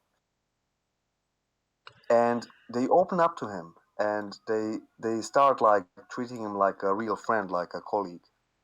Yeah. And And because he's so awkward, he like keeps getting him into this like little strange situations, and even though they're like, oh my god, this guy's crazy, but they still stick with him. And yeah. um, And that's when they should kind I of do like want something to with the like story, or finally learn more about him, you know, instead of just treating him like this weirdo. yeah, because like if you're just like a shut-in who doesn't talk to anybody, who doesn't give any kind of information to anybody, people will just, I'm sorry to say this, but people just think that there's something wrong about you. And Mm. Uh, oh, is this like something too much to talk about? Um, because I think we've both been there in one well, part of our life. sure, yeah. I mean, you're saying like yeah, uh, if you, I would say it's less about you being a shut-in and more about you like kind of like hiding yourself, you know, just kind of like Yeah, not that's what going I out want to say. anywhere, Yeah, not being yourself, not being anybody that's, you know, talking to not people, even not wanting talking to to be people. around anybody, then people are going to see that and they're going to be like, oh, he doesn't want to interact with me, you know, then, you know, why should I care, you know? Whereas if you go out there and, you try, even if you're a little dorky, then like, people will at least see your character and they'll at least know like who you are and they'll know Yeah, well, all I that. didn't wanna touch upon some like sensitive nerves. I know that a lot of people reading Fukumoto are feeling.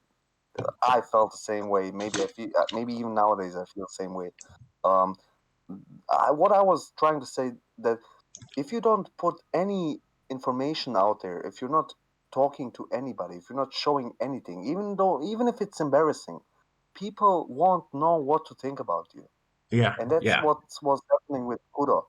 Like, he was just so closed. Like, I yeah, understand like his colleagues from like what to think about this guy. Like, he's not talking to anybody. He's just like working, going home, and then working, going home, and like what to think about him. I don't know. Like, I have no image of him. But if he embarrasses himself and talks, and then I can like have a picture of him. Then I can, then I can in a way like, I yeah. don't know if this makes sense in a way. No, it totally makes sense. Yeah, the he's before that epiphany, he was just kind of like closed off and he was like really he wasn't showing any of himself to other people. And Yeah, he tried in some these weird ways and it backfired. And then he almost gave up at one point. But then, you know, at that moment, like he just expressed his sorrow and his true feelings, and people saw that, and that's when they really started to get a picture of his character.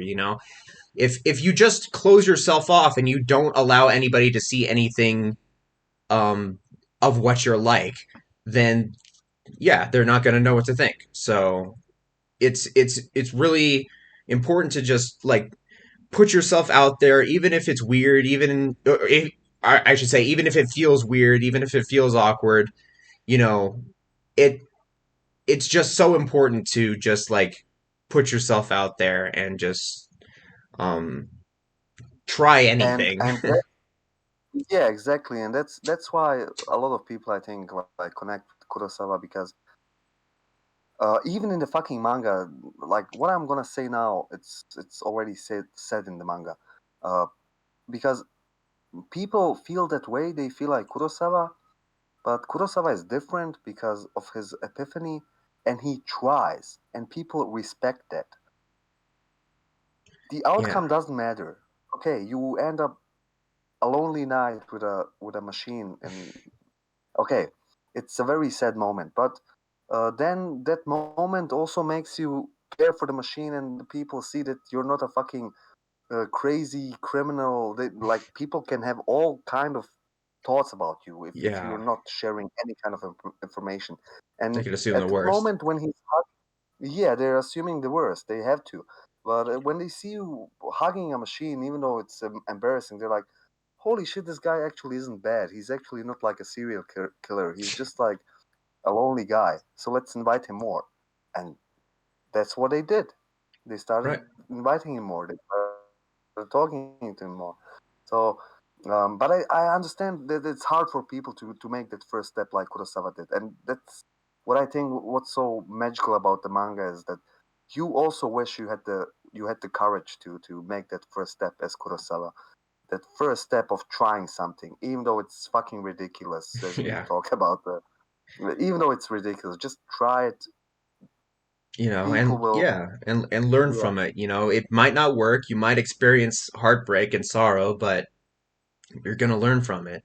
And it is magical seeing Kurosawa, like following Kurosawa along this journey, because it's so interesting to see the wild ways that he tries to freaking get people's attention, and how sometimes it works, but he figures it out, and he learns from it. And I'm gonna continue with the story. So Yeah. the whole fried like I can't believe if Kurosawa is gonna write a biography, it's gonna say it all started with some fried fish That would be because ridiculous. Yeah, that would be crazy. but it's actually true. And what happened, like, after he opened up and his colleagues liked him more, they invited him more to some drinking nights.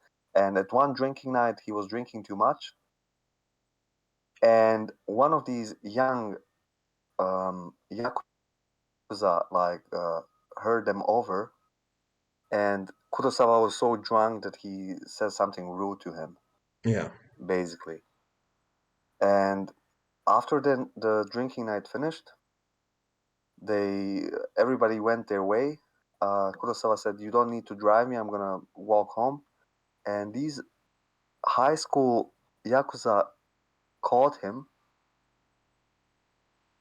and not they didn't like catch him like on the street. They were like they had like a big car, and he said, "Get."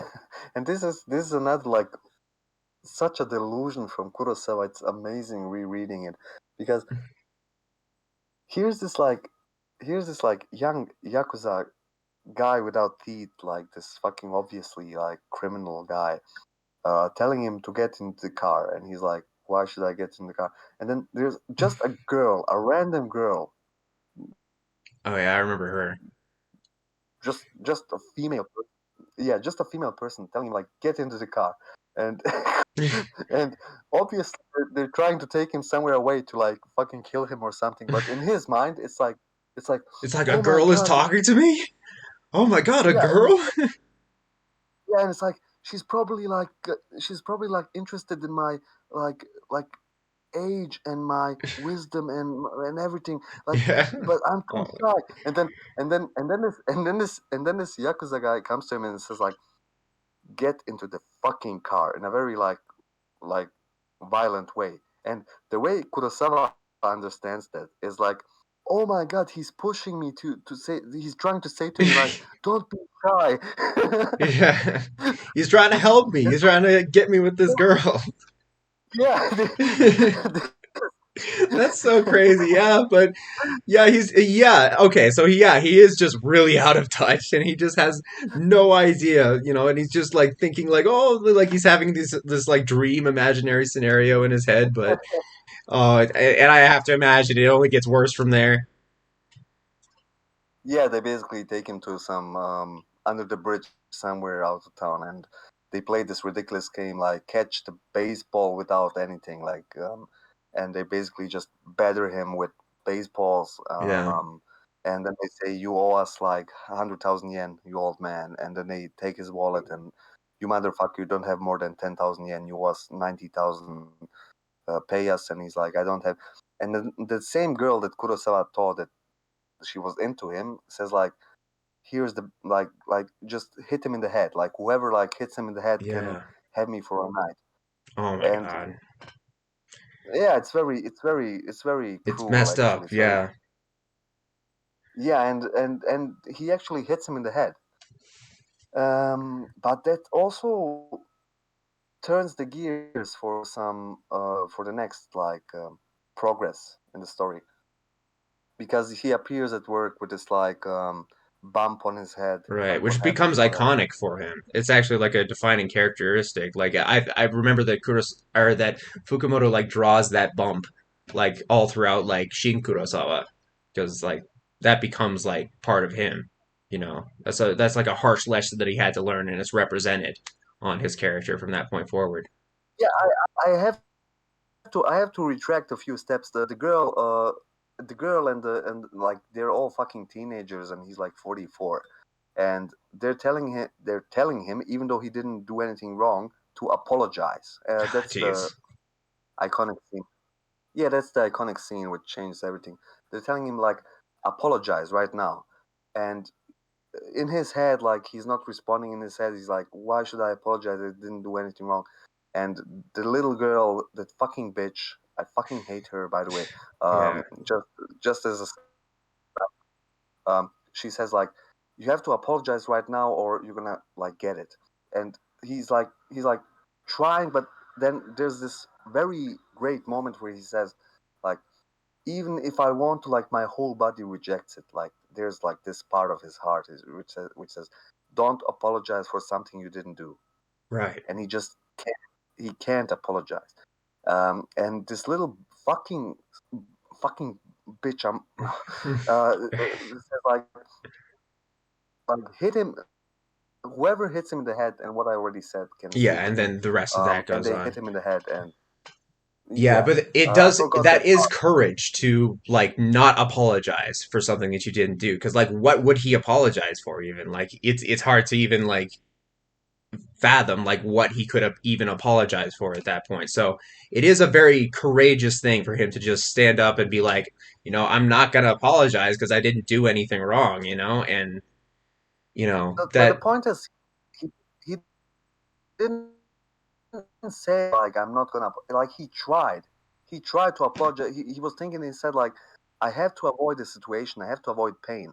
He was trying, but his body didn't let him. So like, his surface thoughts were like, I gotta avoid danger. And I think 99% of all people would apologize at that point, right. just to avoid having a fucking bang in their head. Yeah. But Kurosawa is special because there's something in his fucking heart. It just doesn't allow him. Like, his body is just like, no, no, no, I can't. And that's what's special about Kurosawa, because there's some pureness in his soul. Um, it just Yeah. doesn't he just can't physically do it, even though he wants to. He was like trying in the manga.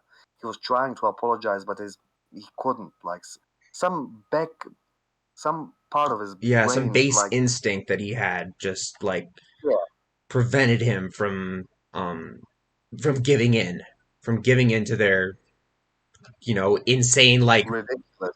just like illogical requests, you know. Yeah, and that's why he's respectable.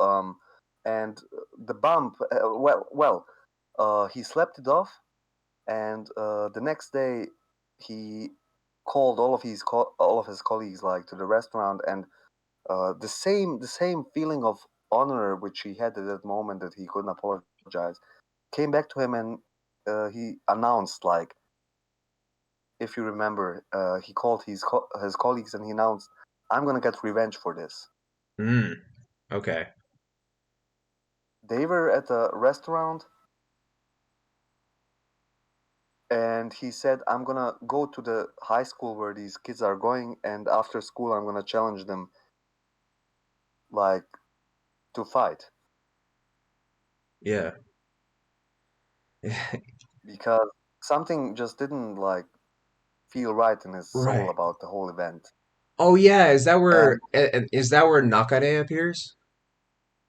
not yeah, but after the restaurant, because in the restaurant, the special moment is that there is actually other three characters which are also, like, doubting themselves. For example, there's uh, first of all, this guy working at a VHS shop.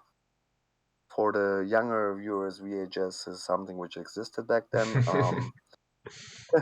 Right. Um, and he was also like hating his life, basically feeling the same as Kurosawa. Then there was like this other like student kid who was getting lectured by his father and mother, that and he said like, sorry dad, I don't see the reason why I should go to school and everything. Like he's also doubting his life, while his father is telling him constantly like, why are you doubting your life? You don't have to doubt anything, just obey and go to the school, and just even if you don't like it, even if it's boring, just go there, that's your future.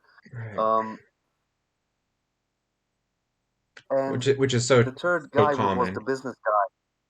Yeah, and I think that was the most, like, not the definitely not the most, but it was one of the standout scenes in the manga, because all of a sudden Kurosawa was announcing to his colleagues that he's gonna fight these kids, and he just asked them, "Can you like come and watch me?" And they said, "Sorry, we have to work." Like, and then this guy stands up, like the VHS shop guy. He stands up and he says, like you motherfuckers, like this is your friend. Like he's gonna like risk his life in a fucking fight, and like your work is more important to you. I can hear the words of this man, and the speech that Kurosawa gave at that diner or restaurant resonated with people. Yeah. And yeah, you're right. And to make it short, like it resonated throughout the whole restaurant. All of a sudden, a lot of people gathered and they're like, "Yeah, go fight. We root for you." And then you see Kurosawa after that. He's like, "Holy shit! I didn't expect actually that people. I was expecting them to to convince me Yeah. to not go. And it I was must just feel trying to so put on." empowering for him to actually have people that are like behind him, to actually like realize that wow, okay, all of a sudden I've got people, and it must be like a real like a life-changing emotion for him almost at that Yeah, point. but Kurosawa is special because that's what you would expect in a regular manga. But Kurosawa is like, fuck, why are all these people so crazy? Like, I just Oh. wanted to get convinced to not go. I just wanted to put on a show. I didn't really want to fight. Like, I don't stand a Oh, he chance. gets embarrassed because there's so many people watching him. No, he was like, fuck, I'm fucked now, because he didn't really plan to fight. He was more Oh, like, I, okay. I'm sorry. This because episode is like I really should have no, reread the manga. no, no, no, it's all fine. Don't worry. But I'm just gonna, because I also would have forgot it if I didn't read it like yesterday or today. Um, Basically, Kurosawa invited his colleagues to the restaurant to explain his boil on his head to them, to say like, I'm not gonna take this easily. I'm gonna pay them back to the high school kids. And he was expecting everybody to tell him like, no, Kurosawa, you can't, like to convince him to not go. He wasn't really planning to fight actually. Mm. And then all of these people randomly listened in, got inspired by his like empty speech. Um, and and all of a sudden there's like 20 people like rooting for him, like, go fight, fight, fight. Oh And my after that God. whole yeah, after the restaurant scene, Kurosawa was like, fuck, man. He wasn't like encouraged. He was like, yeah, so many people are like rooting for. No, no, no. He was like, fuck, why are Now these I people have so to do crazy? it. Oh no. Yeah, yeah. And he was like, fuck, why are these people so crazy? I didn't want to fight. I guess I have to do it now. And he's very reluctant in a way. Like, yes, you're right. He goes to the high school, the same toothless young yakuza shows up, and he's like, I recognize you. You owe us still money. Like, where's your money? And Kurosawa is like this unlikely hero. There's nothing like, he's not thinking something like gonna show you something. Like, he's just like always has like this sad expression about him. It's like, fuck, I'm in Yeah, do shit. I really Fuck want to this. do this? Like, I guess I have to. Yeah, yeah. It's like,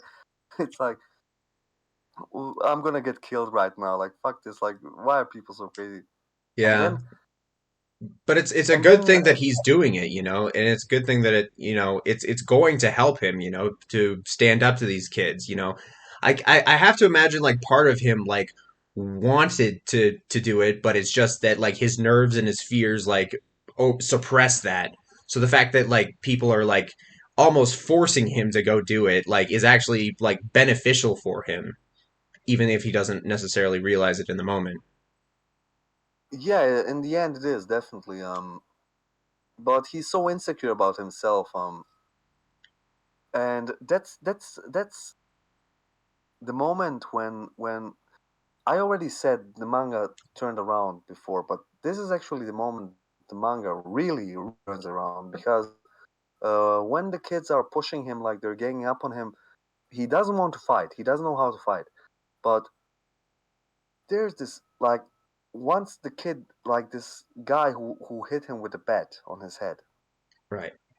Once he gets too near to him, he gets this like memory like this like these flashbacks of Yeah. the moment. And he didn't decide to do it, but he instinctively, open handed, smashed his mouth Oh with yeah. his Oh, I fucking yeah, I can picture that. with I think I remember that. Yeah. with his arm, which was working like 30 years at the construction site. Imagine that strength in his arm. Yes. And he's not like even trying to punch him. He's trying to push him away because he's afraid of him. And he fucking open hand into his fucking mouth, and it's like the Oh my. it's and it's so graphic, but it's also such so satisfying. Like just seeing like him Yeah, and and I'm sure every reader is like, "Oh my god, he did it!" And it's just yeah, so enthralling to just see him like, even though he didn't really even mean to do it, just the fact that he stood up and like actually, you know, gave him that push, that open handed slap, freaking kung fu yeah, it's like style, like not even yeah, meaning to. it's like look, you little fucking brat, you high school brat. This is a man who's 44 years old and he's been working like physical labor his whole fucking life. Feel his fucking hand in your Feel his mouth, fury, and, feel his power. and yeah, just feel this hand which has been working for 30 hands. Just feel it, and he just crashes down. And as soon as this guy crashes down, everybody just steps away from Kurosawa, afraid. All of a sudden, everybody's afraid of him, and Yeah, that's when Nakana appears. Like he's like right.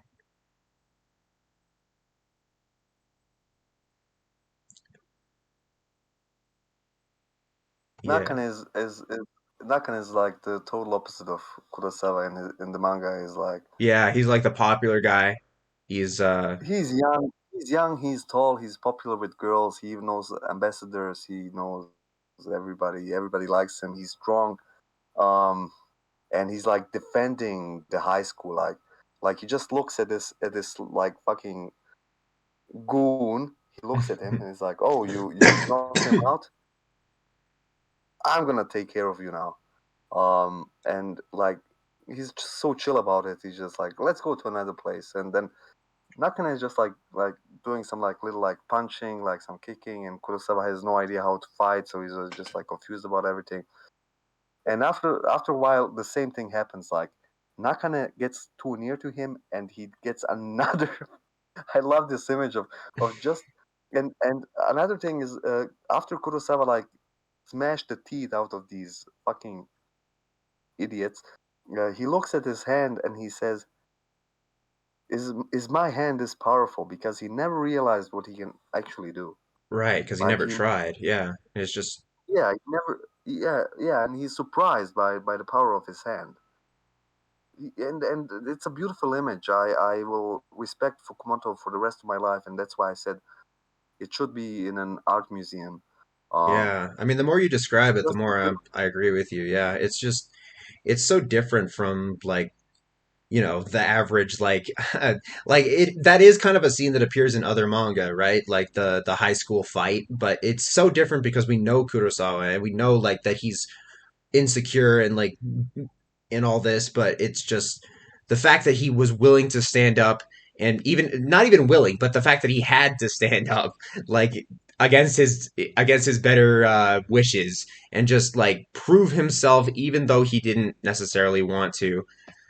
It's just so different from anything else you can find anywhere else in any other series. Definitely, and I was talking about the image of the hands because it comes back at the end of the manga.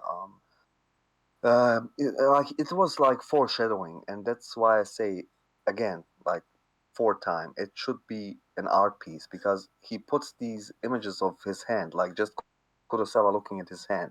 There's Yeah. nothing more to the panel, nothing more to the hand, and he's like, is my hand really that powerful? And like he doesn't realize what he can actually do in life.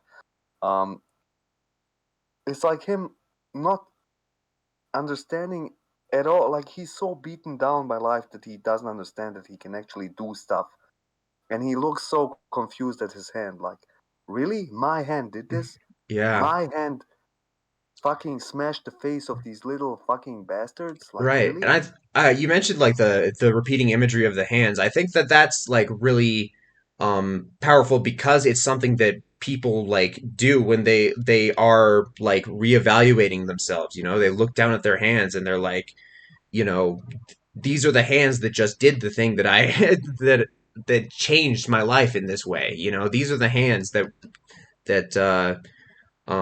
enacted on the world in such a way, you know. And I think it's perfect that he repeats this imagery of Kurosawa looking down at his hands because I don't want to get there yet, but I remember a different point where he does the same thing, and it's very powerful to have this image of Kurosawa looking down at his hands and have that be like kind of almost like a telltale sign that Kurosawa is learning something, is the fact that he's looking down at his hands, because Yeah, it's very personal, and it's something that a lot of people can relate to when they are in their own lives and they're going through something of a similar magnitude that means something about their lives.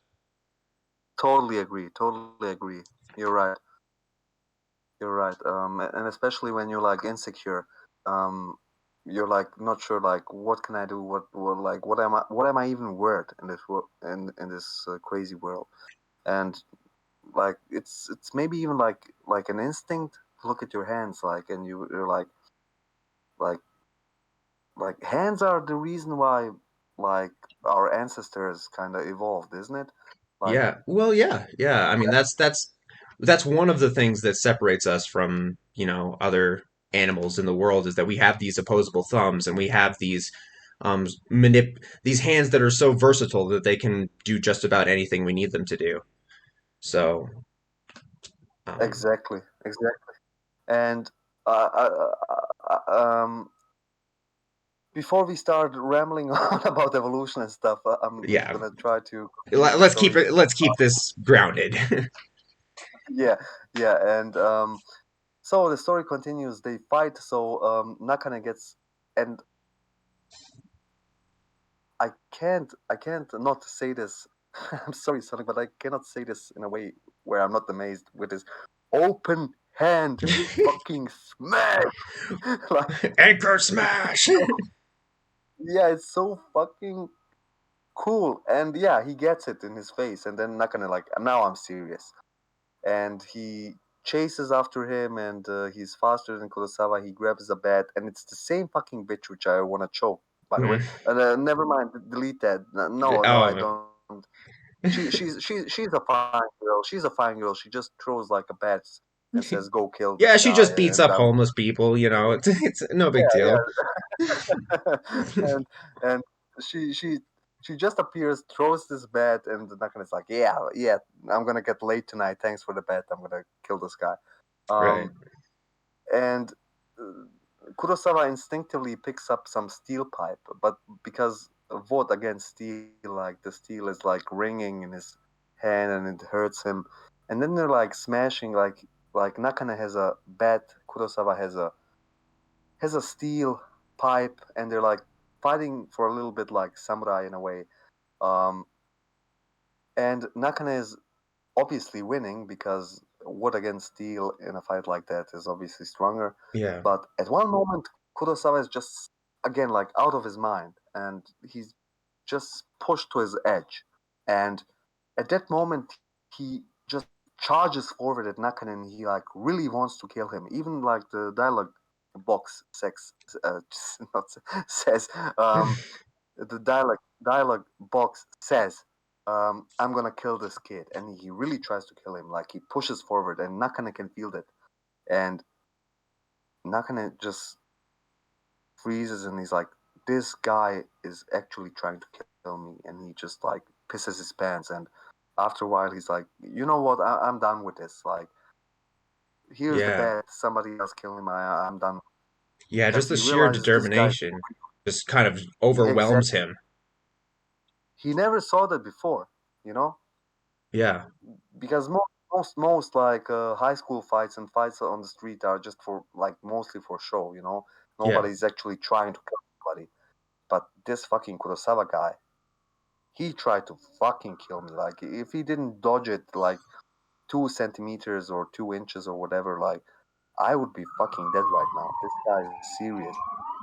Um, so Nakane kind of just gives up, goes away, and all of these little goons, they just like also like, oh, I'm not gonna try it out, and they just also like Yeah, they just run away.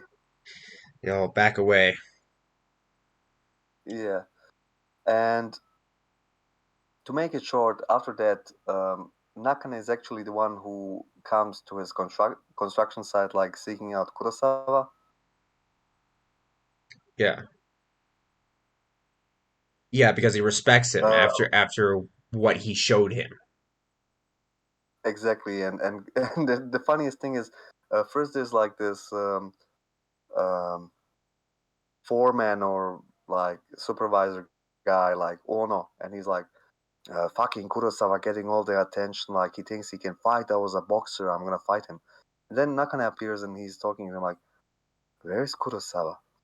And this same Ono guy already like shits his pants. He's like, holy shit, this guy's huge, and he wants Kurosawa.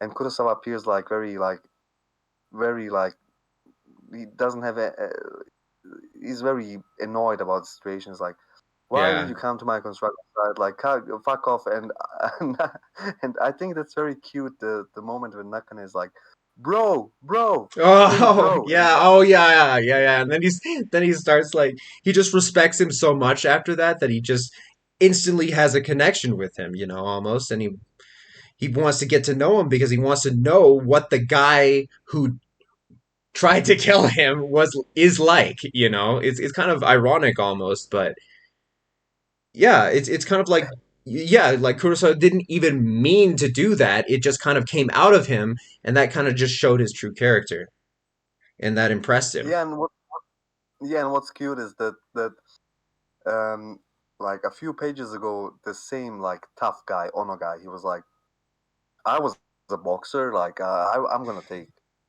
up Kurosawa, like who does he think he is? And Nakane appears, he pisses his pants, and he's like, where's Kurosawa? Kurosawa appears, and everybody is afraid of Nakane because he's so tall and intimidating, you know? But Kurosawa is just like, you know what, dude? And he's just like pushing him away, like, fuck off, I'm not your bro. And everybody's looking at it like, Kurosawa really like just like pushing this guy away like randomly, and this guy's like calling him bro, like what's going on?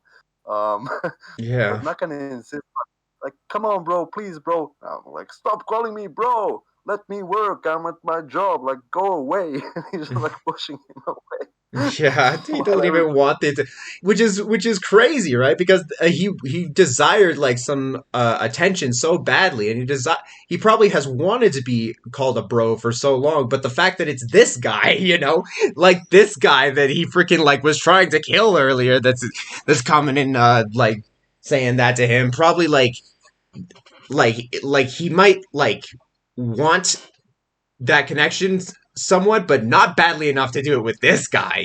So it's yeah, very ironic, that finally yeah, someone is showing because him true attention and wants to get to know him, but he's pushing him away because you know, that is just crazy. The fact that yeah, that because happens. everybody else is like afraid of Nakane, while Kurosawa is the only one. Like, you was just a stupid kid. Like, just like fuck off. Like, don't even talk to me. And Right. everybody's like, really? Like, really, you can talk with this intimidating guy like that? And Nakane asks him like, "Look, I have this fight. I need you in my fight." And I'm not gonna fight with you. Like, forget it. Like, I'm not a fighter. Um, and Nakane is like, "Come on, dude." And he's like, "No, I'm not gonna fight with you. Like, you stupid brat. Just fuck off. Like, get out of my life." And then, and then the legendary stupid Kurosawa moment appears where a car with two girls appear, and and just because a car with two girls appeared, all of a sudden Kurosawa changes his mind. Like, oh my god, two young girls. Oh, and Nakane is like, you know what? You don't have to fight with me, but what about having like a nice evening with us?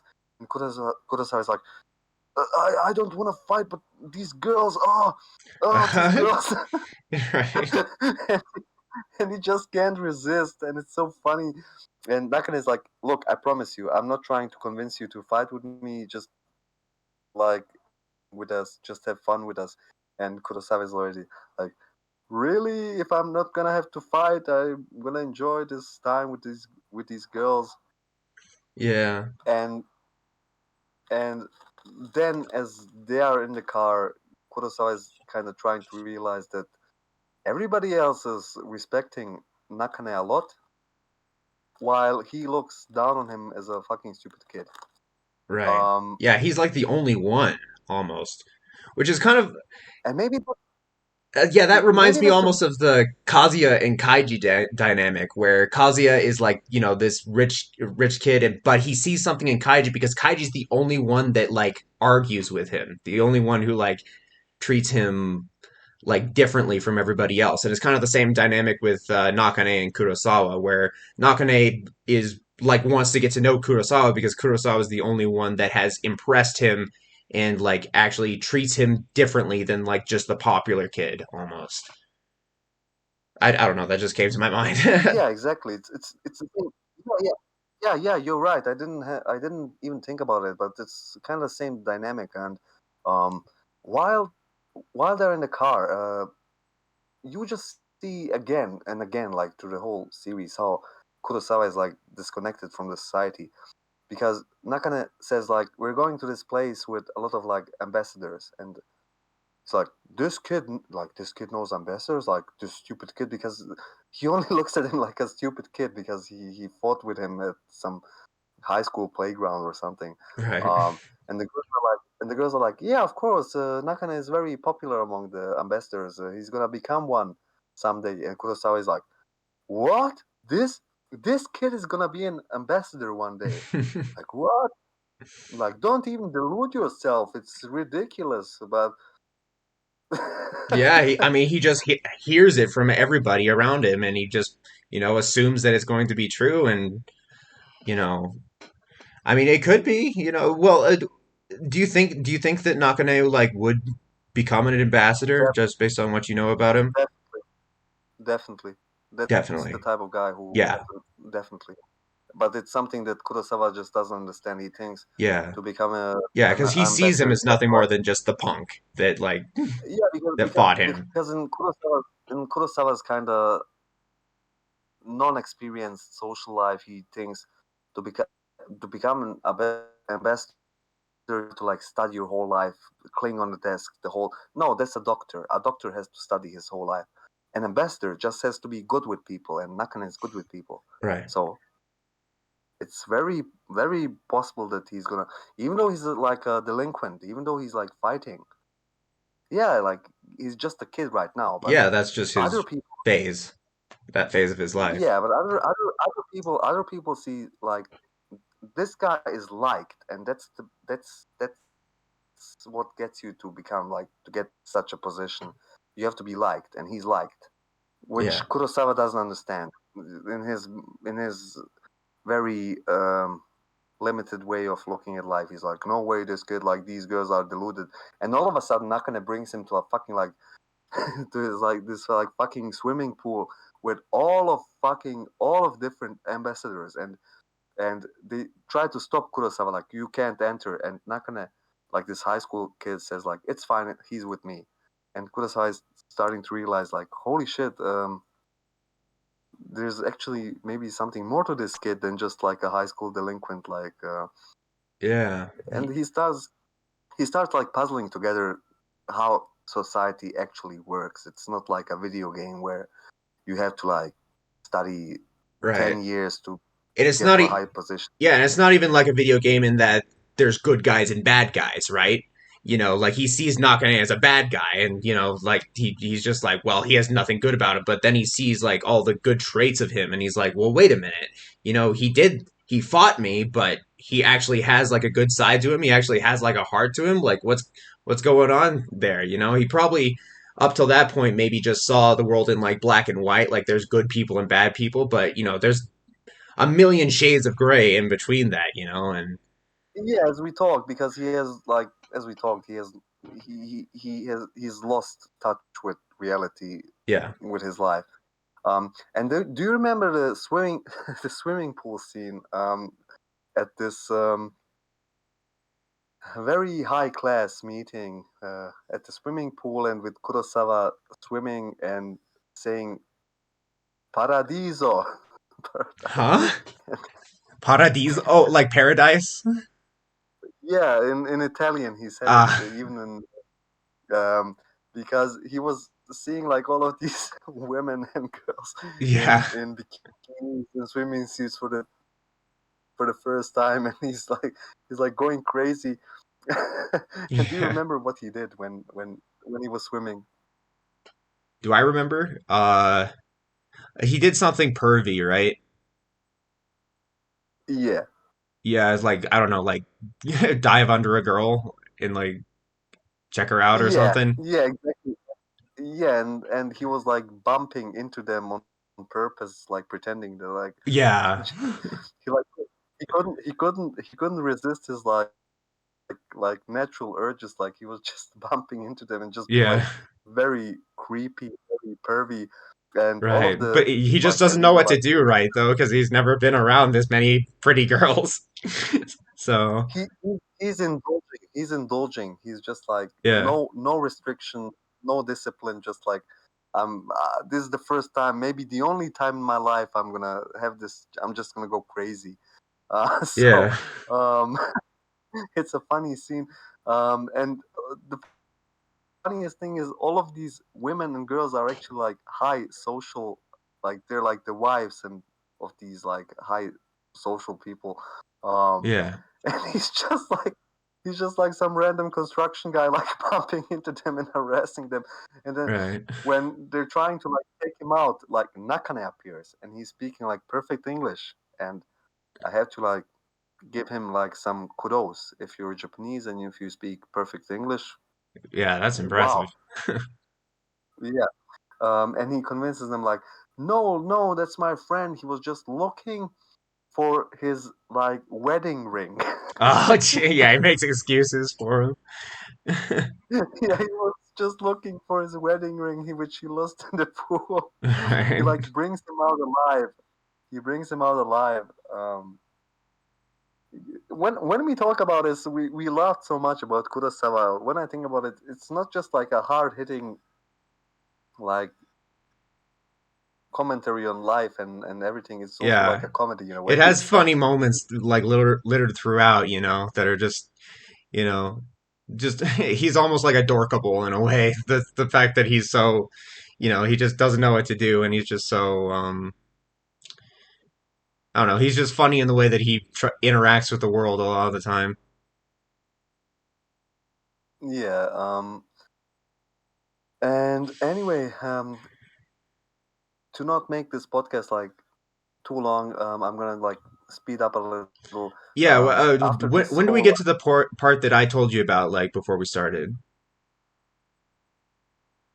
um, which can you give me Uh, a hint? Sewer drain.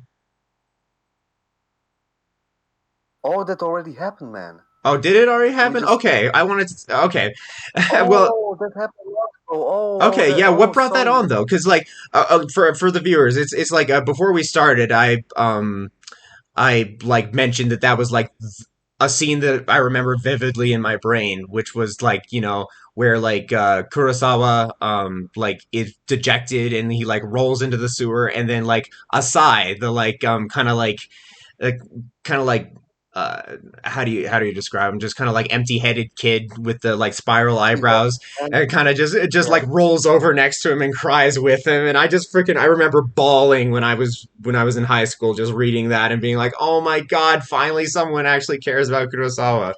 You know, that that did that that happen hap- early on? that that happened. That happened about at the point where he was running away from his colleagues because he was so ashamed, and that was about the That was I before think he like about slept with Taro. uh, around that, yeah, Around around that that time. time. Okay, yeah, Yeah, we missed because it. he was so, yeah, because he was ashamed about something. But you're right, we have to bring Asai up because um he was the only one who was like running after him. He was running away, like that's his reaction, like Kurosawa, social genius, confronted with something, his reaction is, I run away. Right. And yeah, something like, imagine like somebody at work just like confronts you like, hey, why did you do that? And you're like, just turn around, just He turned around run and away. run. and Yeah. and Asai was the one who like felt like he no Asai, it was something about the Bampai thing, about like being bullied, because Asai, when he was like following him and running behind him, he said something like, "We have to like be together when we are being bullied." And Kurosawa is like, "Who is being bullied? We're not being bullied."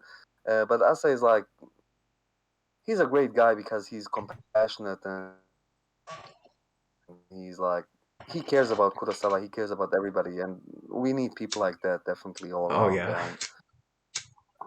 And Yeah, Asai's to such get a back sweet to the kid. story, He's so sweet. definitely, and to get back to the story, Nakane, after that after that whole like crash with your head into between the legs of different women from different countries kind of ordeal, Yeah. um, Nakane kind of convinces him to actually fight, and this is the most epic fight in all of manga and anime history, All of it. because it's Okay.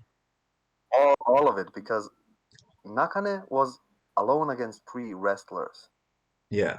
and he has this instinct to ask Kurosawa to help him out. And he was right, because Kurosawa comes up with the best idea ever. And I wish more of shonen. Sorry, I wish I wish more of shonen manga and and other manga would come up with such brilliant ideas like Kurosawa. Yeah. How do It you fight three red? You nail some, like you hammer some nails into a piece of wood. yeah, and you wear them as You armor. strip a belt, yeah, and you carry them as armor. You against three wrestlers. You put on a belt with like a pouch, like a pouch. Is it pouch or pocket or Pouch. like pouch? Yeah, with a pouch. You fill the pouch with dog shit, which is genius. It's just genius. Um, you put the dog shit on your bed with the nails. Yeah. You come out like they were like going to confront each other on some temple ground, and Nakane is like, stop like threatening me, you three fucking wrestlers. And this epic moment, like this is probably like, I'm gonna print this out and put it in frame and put it somewhere in my room. This moment when Kurosawa with his bed with dog shit on it, and his pouch full of shit, and his armor full of nails appears and says, "Hey, you three wrestlers, like, you want to fight?" And they're like, "What the fuck is this guy?" Yeah, just that image of him just like covered in this freaking barrel with nails in it, just holding this bat. I mean, that must have just freaking terrified them. The very idea that someone would come out like dressed like that in and of itself must have been And terrifying for them. Yeah, yeah, and not just like Kurosawa goes like he goes like, you know what? I have hepatitis, and this is my shit. He doesn't tell them Oh, that oh it's yeah, I your remember shit. that. Like, Yeah, I'm gonna have you. like this is my shit. Do you really want to fight me? Do you really want to fight me? One of these nails is gonna scrap you, and you're gonna get shit. Oh, yeah, it's so brilliant, but it's so like ridiculous at the same time. It makes total sense, but man, is it crazy? It's like you really want to fight? Yeah, you can beat me up, but you're gonna like get at least one scar, and then my shit, which is full of hepatitis, is gonna like get into your blood. What's then gonna happen with your wrestling career, huh? And they Yeah, just like shit their like they're like, oh fuck, this is great. Let's get yeah, out of here. Like this is like what the fuck. yeah, yeah. So they just leave after that. They just get so intimidated that they just run, pretty much. Well, there was like some argument for like you know they're like arguing about some not arguing but like what are you, who are you, Yeah, like basically like some stuff like that, but they never really fought. They were like just like I'm not gonna risk my fighting career for this fucking crazy uh yeah. for this This fucking lunatic. yeah, exactly. I see. Yeah. I mean, that just shows like how like amazing Kurosawa is at coming up with like um just like ways to overcome different situations, even if they're just Yeah, something that no one else would possibly conceive of, he still like is able to come up with a way to do it. yeah, that's I guess what Nakane like saw him in him, because he kind of saw that kind of craziness, but not like a like like a good-hearted craziness in a way. Yeah. Um, yeah, not like some malicious kind of like that. He's like crazy that he's gonna like threaten you or take your money or hurt you. He's Right. just like It's like he'll crazy. stand up for what he believes in and he'll do anything it takes to make sure that like what he believes in is upheld, no matter how Yeah, like ridiculous it like a is. crazy like a crazy with a good heart, I would say. Like, Yeah. and not even crazy, actually, just like somebody who doesn't have a lot of experience with people, not like literally crazy in the head, just like somebody who's like not very, as we said, like very like detached from reality, Yeah, out but of still with a good touch. heart, Yeah. out of touch, like because a normal person would never come up with something Right. like that. Maybe they would maybe they would come up with something like a gun or a knife or a weapon, if they were like threatened by three people. But Kurosawa Not is the only that, one who yeah. comes up with a shit stick with hepatitis. That's only what Kurosawa can Shit come up stick with. with hepatitis. Yeah, the shit stick with hepatitis strategy. Battle plan. Strategy.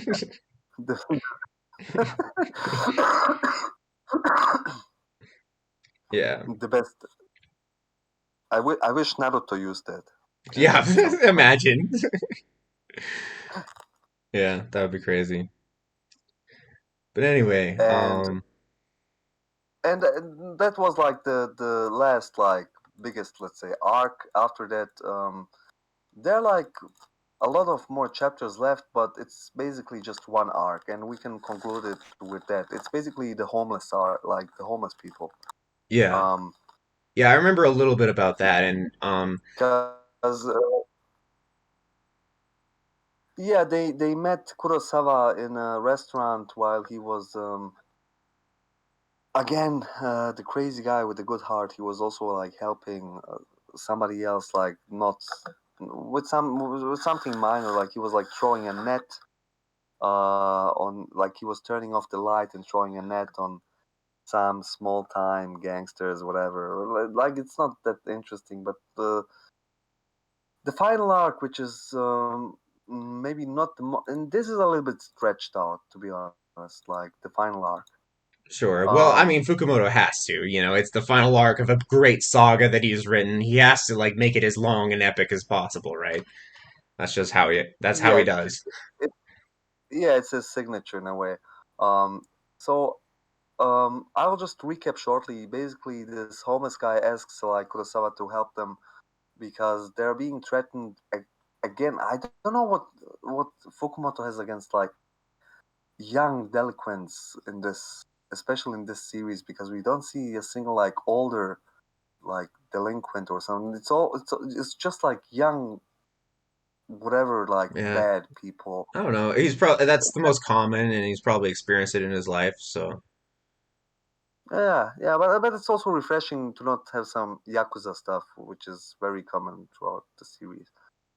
yeah, yeah. I mean, I do remember loving this arc though that we're talking about. I do remember that like it just the I remember he came up with some battle plan involving like a freaking like barbell that like he would like throw down some stairs to like catch the delinquents like off guard. Oh yeah. But before that, I just wanna just put some put some perspective behind it because before like Kurosawa had to decide to defend them. Before that, he experienced like this kindness of all of these like poor people, and that also ties in with the beginning of our podcast when we were talking like about Mario and Cheng and the way they're like generous and like scratch each other's back. Yeah, If you remember at the beginning, well, it comes back to this because here he feels like real kindness and honesty among the homeless people, right. and he's like feeling really nice about it. Um, and that's why he decides to like help them. And yeah, there were many crazy, of course, Kurosawa strategies, but it Yeah. was more like a It was war, a to be war, honest. yeah. Yeah. And he just like yeah, the delinquents were like threatening to take away the homeless people's turf, something like that. They were like, Yeah, they were like, I think they were like looking for money because that's what they do basically. They were like extracting them for money, and let me actually okay. I'm actually at the manga right now, and yeah, they're like extracting money and stuff. They're like basically stealing stuff from them, mm, and uh, they say get the fuck out of here, and they say this park is public property. We can stay here, and they're telling us no, this is not. Yeah, okay. Now I read it. Now I'm 100% sure. They say this is not public property. You're paying us rent to stay here, I and see. Kurosawa wants. Oh yeah, they're Yeah, exploiting them. They're exploiting them to yeah. let them allow to stay there.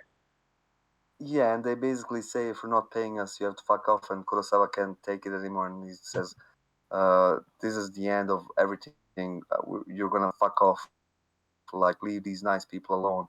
And he fucking like gets one of these guys, and they get afraid. They run away, and they say, "We're gonna come back."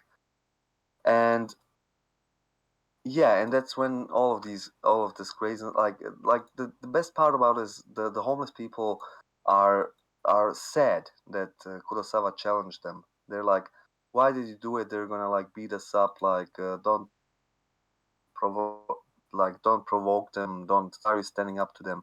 They're like not like they're not encouraged by Kurosawa's actions. They're like more like shocked and disappointed that he's like standing up because that's something they just can't imagine. They're just used to be like kicked around. Yeah, and he has to Um, rile them and up and he has to get them to want to fight.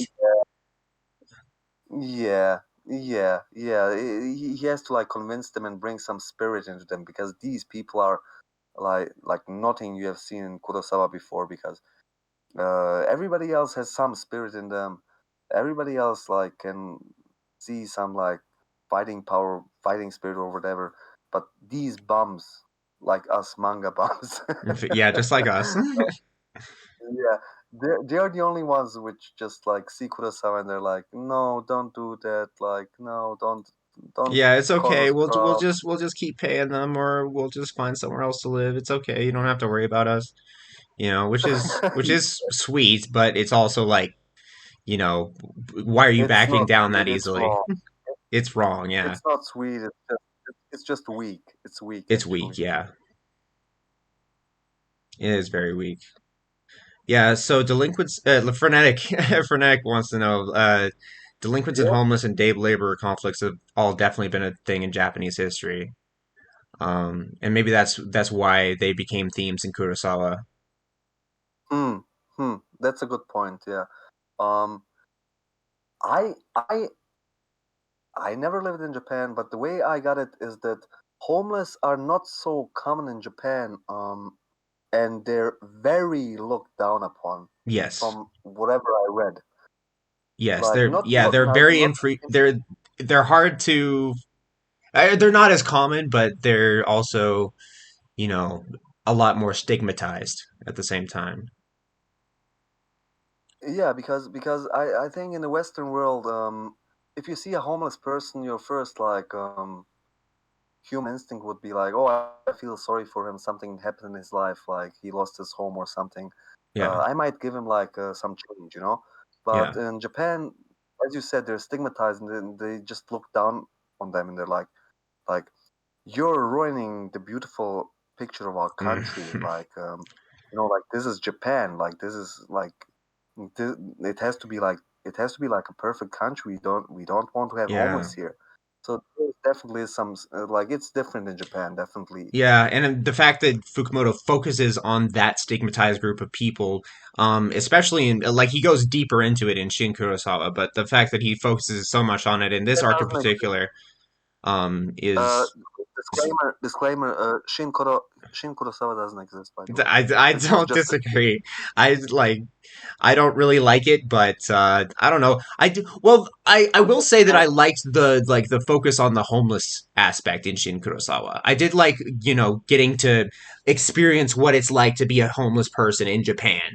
Like I had good vibes like for the first little bit of Shin Kurosawa, even though I didn't want it to exist at first. Like when I heard that there was going to be a new Shin Kurosawa, like I my heart sank and I was like, what? But it was the perfect ending, you know. But Sonic, um, Sonic. I'm gonna. Uh, you definitely forgot about this. This was many years ago, but I remember it. Before Shin Kurosawa was released, I don't know if we were on the IRC or if it. I think it was actually the comments and the blog, and somebody mentioned rumors, like just said like, "Hey, we yeah, heard about a like a Kurosawa sequel," and I personally wrote back then. I said like, don't be fucking ridiculous. What fucking Kurosawa sequel? Like it was the perfect ending. There's no way there's ever gonna be a Kurosawa sequel. I literally wrote that. Me. I did yeah. that. No, And I did something similar though. I remember we had forums that were not popular at all. Like we only had like a couple people that visited the forums, but somebody posted on like the forum that like Fukumoto had said in an interview that like Kurosawa is not dead, and like my first instinct was like that's got to be a mistranslation, right?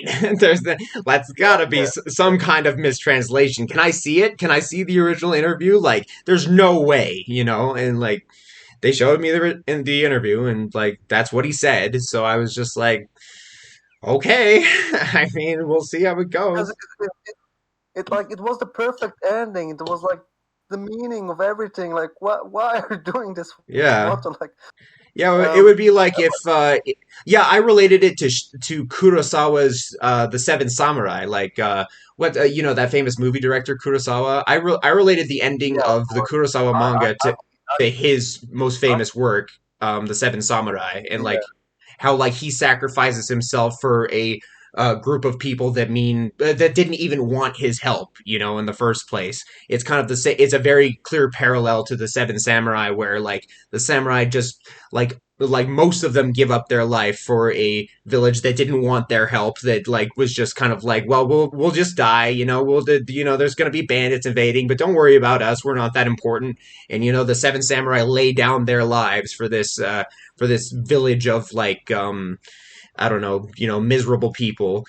And it's exactly the same kind of dynamic. And I thought that was the perfect ending, and that was exactly what it was going for. And the fact that Kurosawa didn't actually die kind of takes away from the ending a little bit, but at the same time, it's nice to The have way I him learned to cope, around still. yeah, yeah, I was very very like angry about it at the beginning. But of course I had to give it a try because I'm one of not the biggest, but I'm a very big Kurosawa fan, as you could hear throughout this Well, podcast. yeah, I can tell So you're a I, big w- Kurosawa I fan, yeah. yeah, so I gave it a chance. I read all the chapters which are translated. I didn't really had enough energy to get the raws and get through everything, but I'll give it this. It's a good gag manga. Sure. It's a good like it's a good slice of life gag manga, homeless people slice of life, how they live kind of gag manga. And there was this part with this guy working at the store, which I really remember.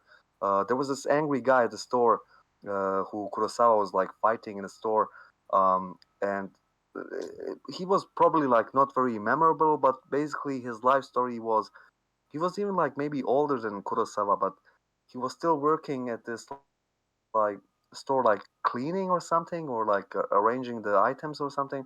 And his life story after fighting with Kurosawa turns out that he has like anger management problems, and his whole Yeah. life fell apart because of his because he was always getting angry, and like whenever any boss would tell him something, he would just like punch them or fight them, and Yeah. that kind of ruined his life. And those kind of like it's not bad in any way, It's but it's just relatable. like a Well, disgrace. I mean, it's not Yeah, relatable, but understandable, and like you can see how a person would turn out that way, and it's good exploration yeah, of yeah. That's that what I mean. kind of character. Still like classical like Fukumoto writing, and I mean, it's still enjoyable. I just think it's a disgrace for Kurosawa. He should have made it something else. Just like Yeah, just like leave this piece of art alone. Like because as I said, I even know. before we mentioned Shin, I said this needs to be in some museum because it's so consistent, so concise, so beautiful. Everything that happens in it, no bullshitting around, no manga tropes at all, um, and crazy stuff like shit stick and Yeah. other crazy What do we call it? The uh, shit stick hepatitis strategy? hepatitis shit stick. Weapon of choice in a duel. Do Yeah. you want to have a samurai sword? Do you want to have like do you want to have a morning star? Do you want to have a spear? No, I want to have the shit stick. The shit The stick. Yeah, hepatitis. that's the go-to. Should be in every sword. The shit stick. Tried and true. It has 100% success rate in Kurosawa, right? If it was in World of Warcraft, it would have like 100% chance of infection. Yeah. Oh man.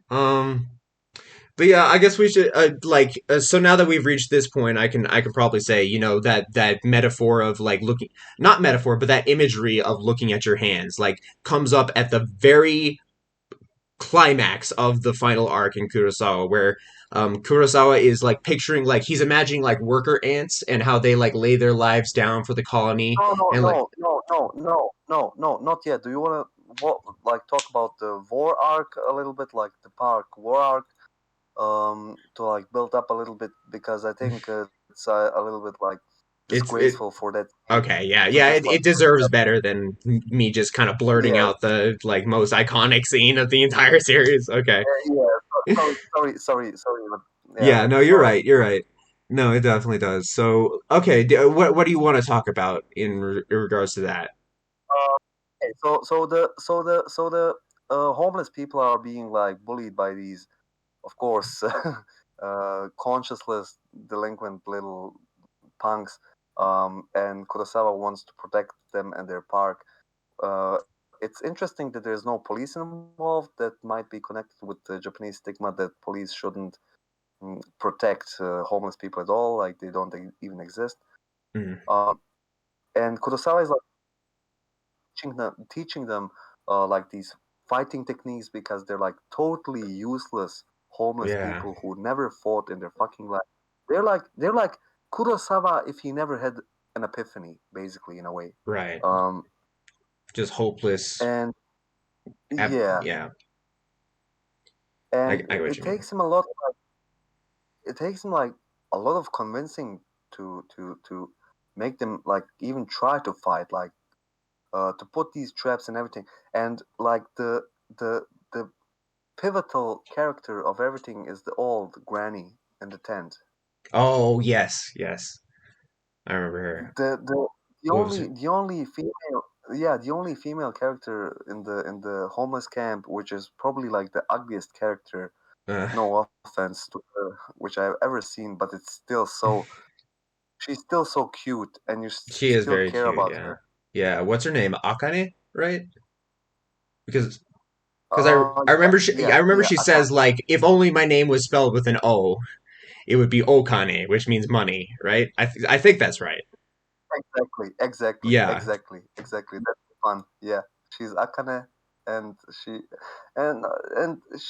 you and she doesn't even have hair. You just want to like take care of her. Like it's Right. like this primal instinct when you see her. Like this little old grandma, um, without hair. Which oh god, you just want to. Yeah. I knew I'm gonna cry this fucking podcast. Just Oh fuck. wow. Yeah. Uh, it's so emotional at the end. Fuck. Yeah. And Whew, ha, ha, ha, ha. I'm sure I'm that not gonna yeah, cry. that's one of the motivations. That's why like Kurosawa saw her and was like, she deserves to be protected. Is it? Yeah, she's like almost like his princess. Like when he's Ex- protecting That's what the he homeless calls people her. against the thugs, right? When they, yeah, He's yeah. almost like That's what like he the calls her when. princess he's protecting. Yeah, the like. Don't let them get to her. Like we have to protect her. Yeah. Oh Oh, that's God. oh look at that quote that Rumdum just put. I choose Akane over Okane any day. Yeah. Oh yeah. Isn't that sweet? Oh Yeah. yeah. It's the best. Oh God. Yeah. Yeah. Okay. So we Oh, have to am I we have making you to cry more? I'm sorry. Uh, uh okay. let's continue with the story. So basically, he puts up traps, and he calls up his friends. There's even your favorite spiral cheek character. Yes. Sai, yes, I love him. Asa, yeah. He also appears. Like his colleagues from work appear. Nakane appears. Yeah, He calls up everybody he knows, right. And they and all they call him General Kurosawa. That's good. And yeah, and there's like a lot of chapters like them, like just struggling, and then uh, sad moments about their lives. Yeah, Why is Kurosawa so good? Oh, it fucking is so good. Fukumoto. No. Fuck Fukumoto So, making me feel all uh, these amazing feelings. yeah, why are you making me? Why are you making me feel these feels, Fukumoto? So, um, he gathers all of the like low lives, nobodies, pathetic people, and encourages them. It's like an intimate, like it's like an encouraging shout, and he inspires them. And at the beginning, let's go just to the part where these fucking little fucking punks appear on their fucking motorbikes and shit like that, um and Kurosawa had this brilliant idea as well. It's almost brilliant as the shit stick. It's having long sticks which are painted black at the end, so in the Mm, night they would know how long the sticks are. yeah. So in a way, he's like a real general. In a way, like the, I Yeah, wouldn't he's have coming up come with all up the with. battle strategies himself. Yeah, honestly, like it's some talent. I couldn't have come up with it. Yeah. That just makes it even more amazing that Fukumoto came up with it too, you know? Yeah, I think he read it. So I don't think he's the one who invented it. I think it was in Oh, some well, sure, spreadsheet yeah, that somewhere. part. But come on, you think he read shit stick somewhere else? He read about the shit stick in the story. Oh, the classic battle strategy that was used by samurai in days of old, the shit stick. Shitstick is a Fukumoto original Yes. trademark. Um, so um, until this podcast becomes like 3 hours long, the delinquents come to the poor people to the park, and they start like coming up, and they're all like young, strong people, and it's so like I mean like just look at the fight, like it's all of these like old, pathetic, broken down people against some like fucking young nobodies, like fucking wrestlers or fucking delinquents and stuff, attacking them, and it's so great to see them like. Of course, they can't succeed totally, but just to see every move they make when they like defeat them, like as you mentioned, the barbell Yeah. down the yeah down the Yeah, which handrails I like think that. the reason that stood out to me was because it was really smart. It was really, really, um, using the higher ground to their advantage in a very effective way. Because it's like the chances usually without Kurosawa for these old people and the homeless people against these would be like 0.001 to 100, like. Yeah. But Kurosawa kind of like he can't change, like of course he can inflict some pain upon them, but of course he can't change. So like there is some fighting, there's gonna be fighting, and the moment when do you remember when uh, during the war when they're all fighting? Do you remember the moment when Kurosawa, does he get like a fatal blow to his head, or Something like that, um, yeah. I remember that some guy touched the granny, like he touched the granny, Oh, and yeah, and he even slapped the granny, and wow, Kurosawa yeah. just went berserk, and Yeah, yeah, and there, as he and there's should. this like, and I said when I was talking about the open hand punch of Kurosawa to this like high school fight, but honestly the best panel in Kurosawa is the double page panel where he drop kicks this fucking motherfucker in his fucking face. The one who, Yeah. do you remember that? Like I, he d- just, I don't remember the panel, no. Um, do you want do you want me to link you it so you can like okay, you got it I right now. yeah, I got it. I'll link you. I'll link you to 1 second. Okay,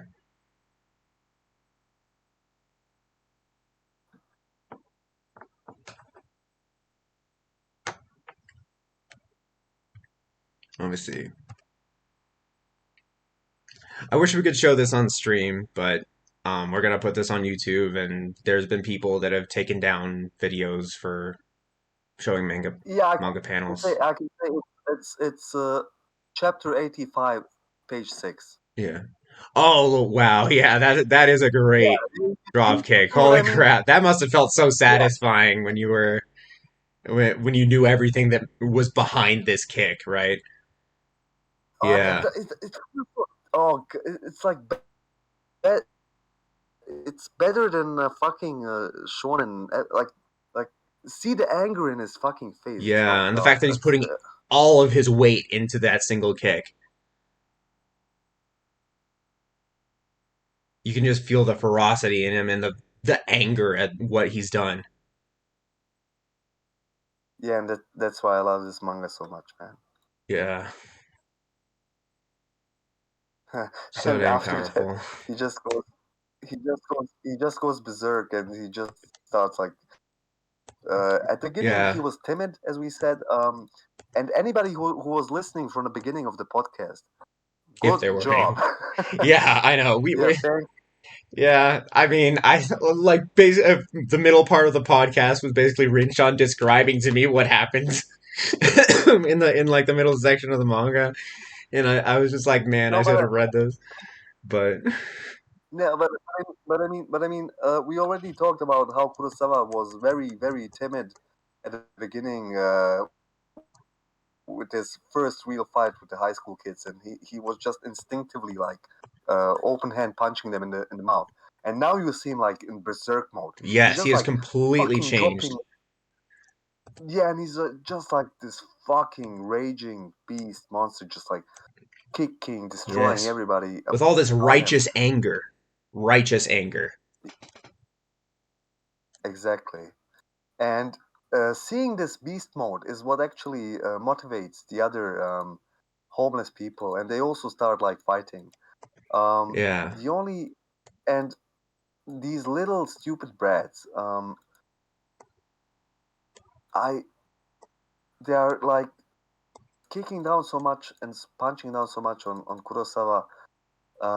I don't think there was like a single blow to his head which like was the fatal blow. I just think it was too many in his head. yeah, And once the fight was over, the doctor Nikki, or no Mickey, when Nakane steals his, like Nakane is the hero here.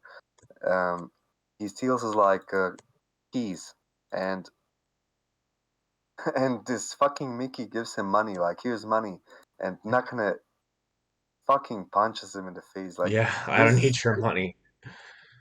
and this is probably like the best war. If you ever want to like read a war manga, this is like fucking Yeah, great. this is the peak. Uh, and they win and they celebrate and they order pizza and everybody's eating and drinking and talking. And now we get to that part. Yes, Finally, we get the to part that. that I spoiled.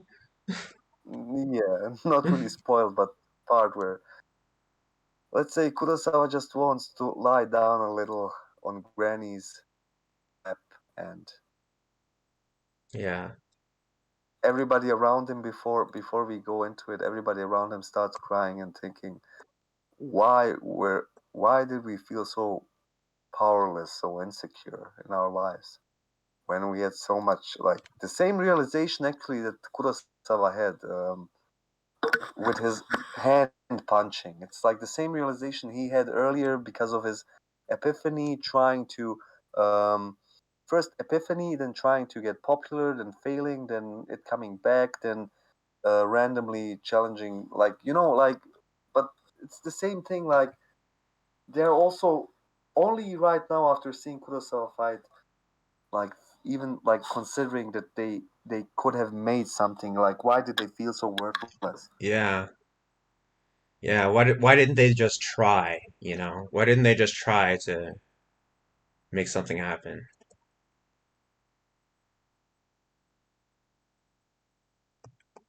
Yeah, I'm going through it too. I'm trying to get to that part.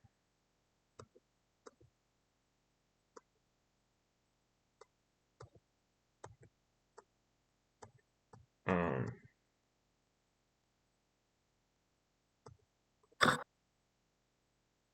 oh, what it cuts off. Oh, that was the last chapter. Oh, sorry. Oh, wow, I skipped through. I didn't even see the metaphor though. Uh, where did it cut off for you? I think Oh you no, here it misclicked is. something. Okay, I don't know what happened. Okay, no, I'm at the last chapter now. Yeah, that wasn't the one I was looking at. Yeah, there it is. There's the one.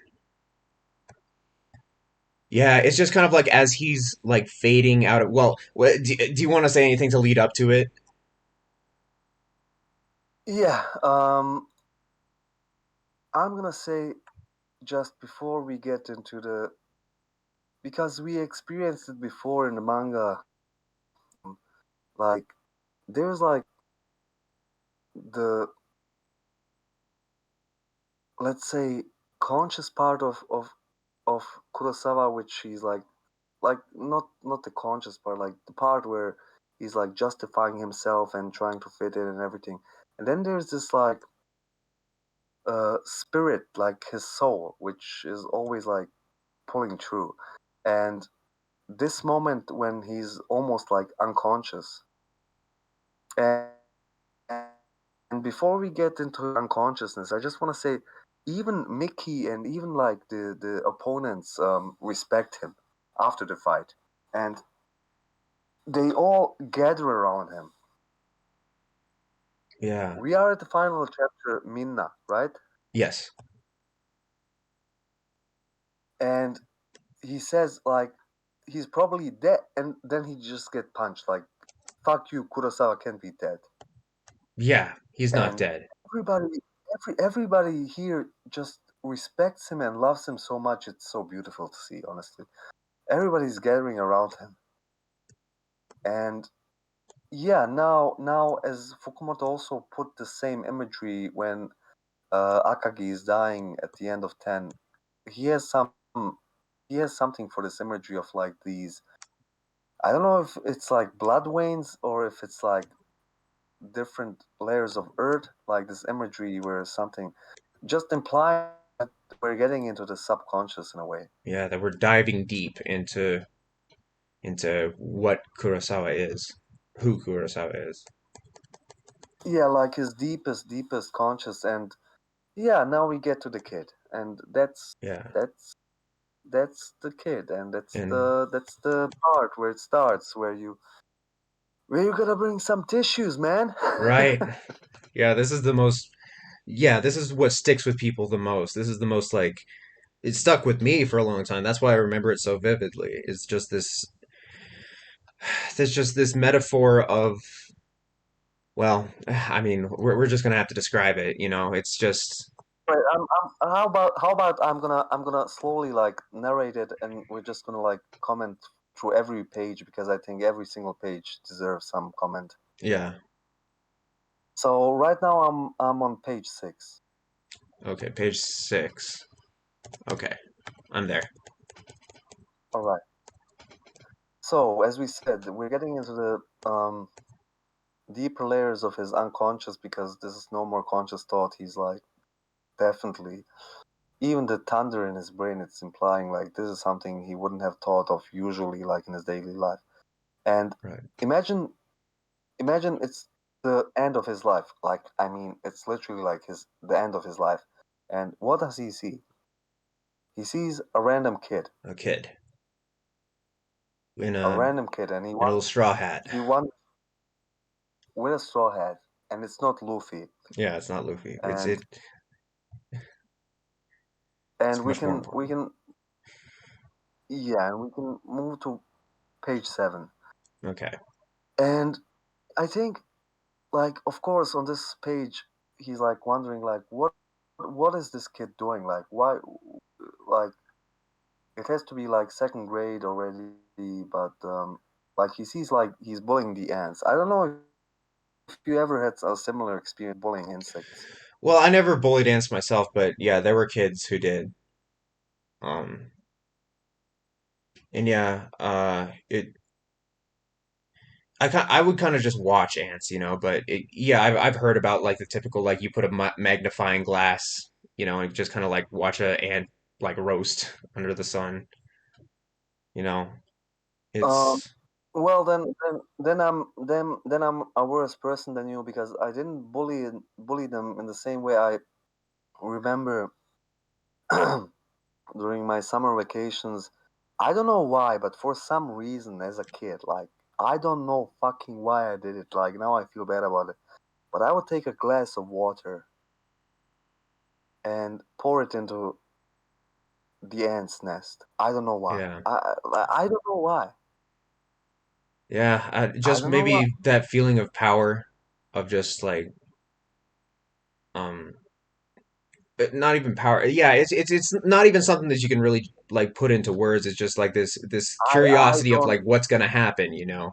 And like Maybe only curiosity because kids are so curious, but I have no idea why I did it. yeah. But I actually did it. So maybe that's why it hit so hard to me. And we go to Yeah. page 8. And I mean, a lot of people have done something similar to that, which is why it's a very relatable metaphor. And that's probably why Fukumoto chose this metaphor in particular, because it hits close to home for so many people, like all over the world, not just Japan, in terms of you know, this kind of this kind of power dynamic between a human, like a little kid and some ants. Yeah, yeah, yeah. And I didn't even expect this, but when we go to page 8, it's exactly what I was thinking. I honestly didn't plan this, but when we go to page 8, Kurosawa is thinking like, "Hey, stop it! Like, what are you doing? Like, stop killing the poor ants." And that's the same thing I would have said to my younger self when I Yeah, was pouring the water on the ants. The exact same thing. Maybe that's why it's so relatable to me. right. And then he looks And at he the said, kid closer. "You, yeah." He says, "You may be a kid, but that's just cruel." And then he sees that it's him, and Yes, he looks at the I kid, kind and it's him. The kid is him. and I think it's kind of cute seeing like the same kind of Well, shape yeah, of head. yeah. That's kind of an interesting kid. Like, but anyway, I mean, the Fukumoto does that. Like, he draws Kaiji younger, now now like looking with his now now mullet and everything too. So, now when you see him as a kid, you understand why nobody was playing with it. oh. Sorry, I had to make I had to make this joke. Sorry, no, I forget, mean, edit this out. Sorry. Okay, we go to page 9. Okay. Um. Okay, so he realizes it's him. Okay. He says, "Hey you, hey me, stop that! Stop bullying the ants. If you don't, page 10, huh?" And then we have the same imagery of the hands again, yes, the hand. And this time Kurosawa is glad. Ha ha ha! Serves you right, you idiot. You got yeah. bitten. Nice. Good job, little ant. Yeah, but I want to stop here because it's really you can see it's really intentional. He didn't have to draw both hands. He didn't have to draw both hands when the kid is looking down at his hand and seeing that the ant bit him. Yeah, That's like in the yeah, metaphor too. It's a moment of realization of him, like, wow, this ant that I'm bullying, it can bite back. You know, that's a learning experience for him, and that's why he's looking at his hands, is to say like I'm like these are the hands that bullied this ant, and now they've been bitten by the ant. You know, and that it that's comes up such at time an and time obvious. again, and every time like a character is learning something Yeah, with this imagery of the hands, the that's two hands facing towards you.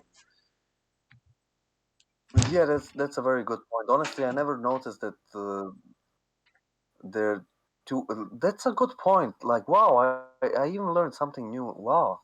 Yeah, you're right. You're completely Yeah, right. Like I mean, two I hands. just, as you were talking about him looking at his hands, I kind of just pieced it together. Like, yeah, that does come up a lot in the series, doesn't it? And I think it's very intentional by Fukumoto. Like, thinking about it now, I think it's very intentional that he did it that way. That, like, every time a character's looking at their hands, it means that they're learning something, you know? Yeah, now it's even deeper. Honestly, wow, cool. Wow, wow, what a great manga. So, I know. kid is crying. Dying Kurosawa is happy. Serves you right, you idiot. Good job, little ant. You did well. We go to page 11, and now it starts. You scored a critical hit because the kid is crying. Look at him. Yeah. Yeah, he's like, why? I He was supposed to just be playing with ants. Why did I get hurt? yeah, and it's a now the monologue starts. It's like a critical hit against a merciless oppressor, causing wanton destruction despite fighting such a hopeless battle. You scored. a critical hit. Yes. That ant, like he knew that like this creature, this human is much more powerful than him. There's nothing he can really do to like overcome this insurmountable force, and yet he still had the courage to like cause him pain and make him reconsider what he was doing. But it had meaning because it stopped him, Right? you know. Yeah. It seems So that seems like a hopeless situation, you know. If you were an ant in that situation, you would probably be thinking like, I got to get out of here. I got to run. Like there's nothing I can do. And yet this particular ant decided to take it on himself to fight back and like make it clear that like, you know, he's not going to go down without a fight. And that had effect, even though like in the ants' minds, like they didn't realize that that could have effect. Just the mere like instinctual act of fighting back had a massive effect in changing the tides of the quote unquote battle between this kid and the yeah, ant. yeah, and we go to page 12, and Kurosawa dying, closed eyes, and it just feels so sad to me seeing him Yeah. like with these closed eyes and missing teeth. And he says, "Yes, that was without exaggeration an excellent battle. Yes, you fought admirably, little ant." And this the last panel is the same as Kurosawa, Yeah. basically, because Yeah, all he the is other that ants are ant. like. It's the same situation, you know. It's the But you same. see the other ants like they're gathering around it, like they're gathering around the ant, Yeah, like yeah, they're that coming too. Yeah, they're all and gathering that's around that's and like that's mourning the same as the brave little ant that fought back. yeah, and it's yeah, it's the same as Kurosawa's position right now. He because page 13. Look at this Yeah, and now beautiful we cut face. back to reality, and he sees all of his friends and all of the people that he's grown to know, like just But around him, isn't it, crying. and this is like prime Fukumoto artistry, like with the background and every, like just seeing Nakane, like never see Nakane crying. Like look at Yeah, his face, like it's yeah, like you can it tell means that. that everybody, Yeah, yeah, everybody, he cares about him. You know, yeah. that face screams, "I care about you," and I'm so devastated that it looks like you're going to die. Then black panel. What about me? Now, at the end of my life, can I say that I'm as admirable? Look at this, As like admirable as that ant. admirable. Yes. Yeah, on that summer day, admirable as an ant. That's how low he thinks of himself. To Mm, be, he wishes to be admirable as the fucking ant. Okay, right. so page 14. And page 14, fuck you, Yes. I'm getting out of the room. This is just too Yep, much for there's me. the hands. There's the hands. Am I as Yeah, admirable as that ant that he saw on that day as a kid that bit him? Now he is that ant. And now he's the one who's sacrificing his life for the sake of his colony. His colony of friends and colleagues and other people that he's grown to know that he defended with his life just for the mere fact of wanting to fight back for something that he thought was wrong. That's really what it was. He just wanted to fight back because he thought it was wrong. He knew it was wrong. He cared about these people. And just like that ant, I would say that the answer to that question is yes, Kurosawa. You are every bit as admirable as that ant, and maybe even more. Because you, and fuck and fuck you, Fukumoto, for making double pedals like this, which are hitting so hard. Like yeah. you can't do this. This should be criminal, honestly. Like you just can't do this. uh, And we go to page 15, and it's Kurosawa crying. And finally, the both of us struggled as best as we can. and holy shit, against our oppressors. And I'm not gonna say much more. I'm just gonna go to the next page because from page 16, I think this was 19 chapters long, and I think everything built up to this moment where Kurosawa finally like shares his past and his real feelings because you never hear about it. But this is the first time. Chapter 19, page 16. And you see him like with his stupid head, and for him, the oppressor was this world, and again a hand. Yeah. It was just too harsh and too cruel. Yeah. Every hour of every day, so helpless, so powerful, so useless. Yeah. And there he is looking at his hand again, being like, what are these hands good for? Evaluating himself. Yeah. Page 17, and now we see a teenager Kurosawa looking at other, getting along, and he's being left aside. He was already well aware of that he was born with absolutely nothing. This makes me so sad. Yeah. Yeah, he didn't. Just because, no, and his face, like the way he drew him, just perfectly like fits into this.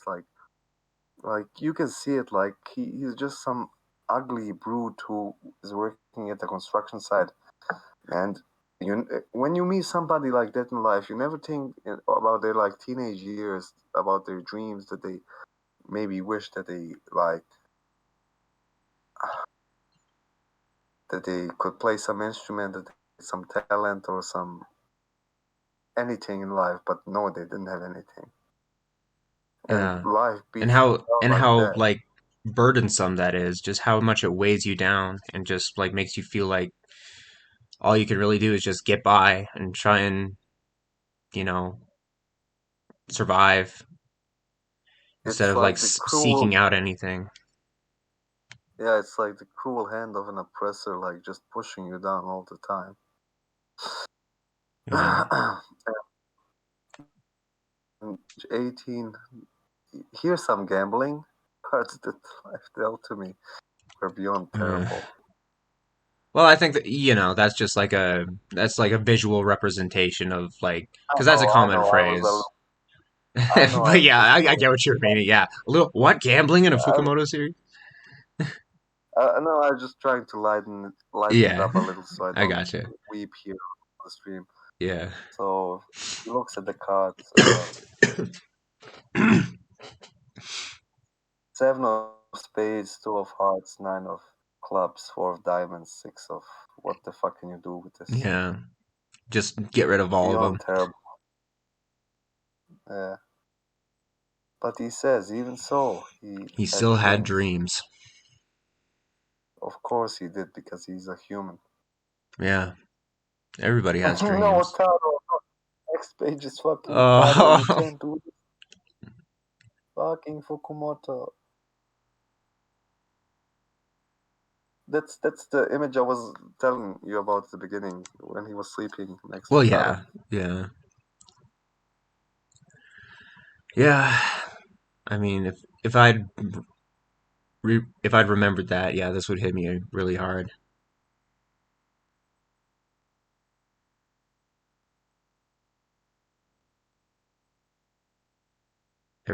Plan I tried to reverse, my fortunes backfired horribly. Yeah, with the beer and the fried chicken. Yeah, that's what that was. Everything we talked about is just.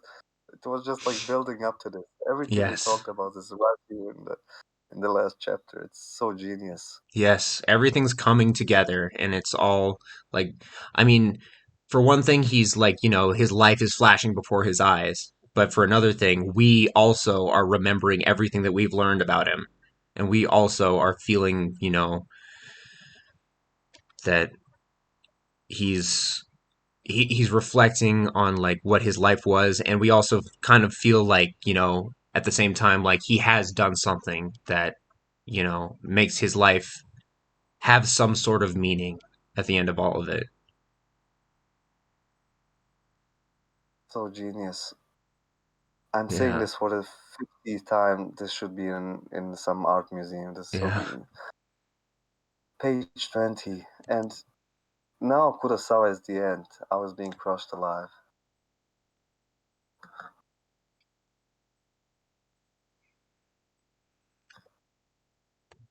Are you at page 20? Yeah, I'm here.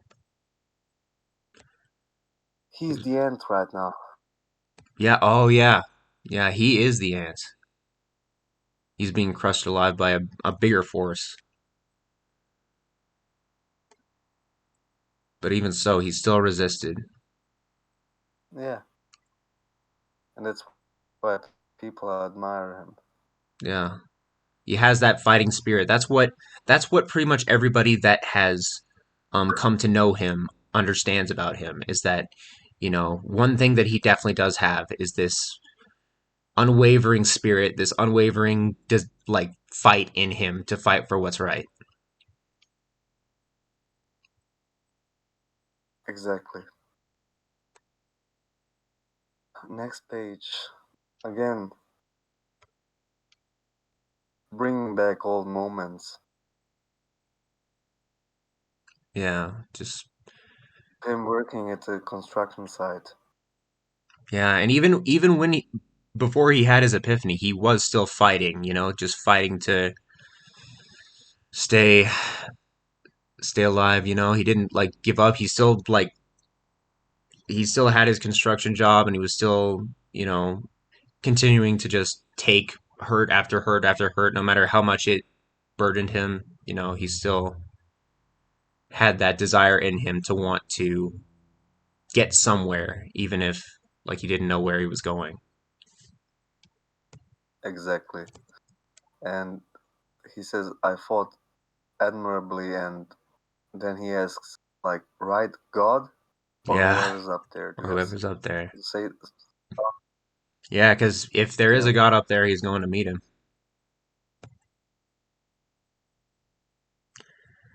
And we're almost done. Page 22. Again, this beautiful art.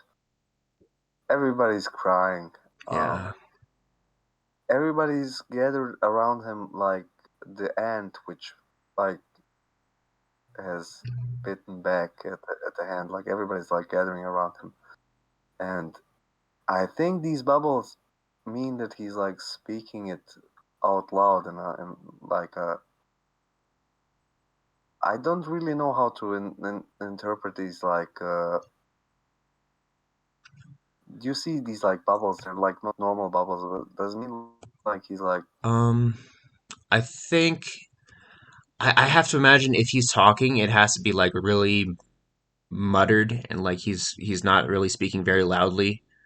oh yeah, I think what they're noticing, because you see that little piku next to his hand there. I think that means that like what they're noticing now is like his hand like kind of moving up and um like raising up, and that's what they're so freaking out about. it's not just like thoughts. It's like audible to them. What we're reading now, like this, right? And Mm, no, I have to think it's probably him still in his head, but they definitely do see him like raising his hand, and maybe some of these thoughts that he's having are being conveyed through his movements or something like that. yeah, and then we have another great shot of Nakane, just shocked, and they all just instinctively, like they're not even talking about it, just like going to his hand because he's raising his hand. Yeah, And let's get to it. 23. He didn't really win at life or anything. Kurosawa, you won at life. Fuck you, Kurosawa, you won so much. yeah. But yeah, he had his and one victory at the end. Nakane is still insisting on bro. Yeah, and it's Mr. Kurosawa. And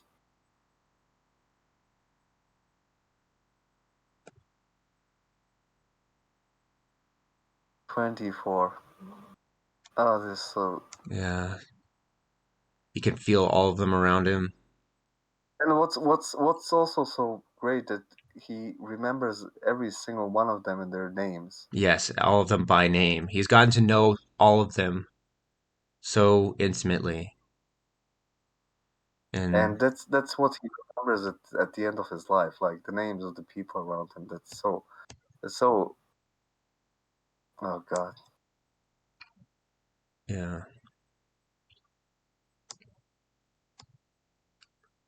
Even Ono, the asshole from the construction site. Yeah. Who wasn't even there, I don't think. No, he was Oh, actually. was he? Okay. And page 25 is just like, Oh my god, yeah, and they all grab his hands. Oh. Uh, I didn't remember this part. Man.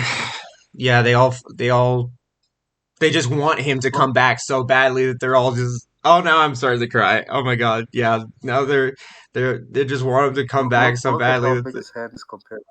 Oh, um, Look at how big it's like to it. Like one is grabbing his thumb, one is grabbing his finger, yeah. They're all just. and he just says Minna. Yeah. Title of the chapter. Yeah. Thank you so much. Thank you, everyone. Oh my god. Such a beautiful movie. Yeah, it's so good. I mean, and it's just that just one image just conveys how much everybody cares about him. Even though, yeah, what's so powerful about it is we didn't even like we saw how alone he felt at the beginning of the manga, and like, I'm sorry, I'm crying. Now I'm crying. I can't It's help it. alright.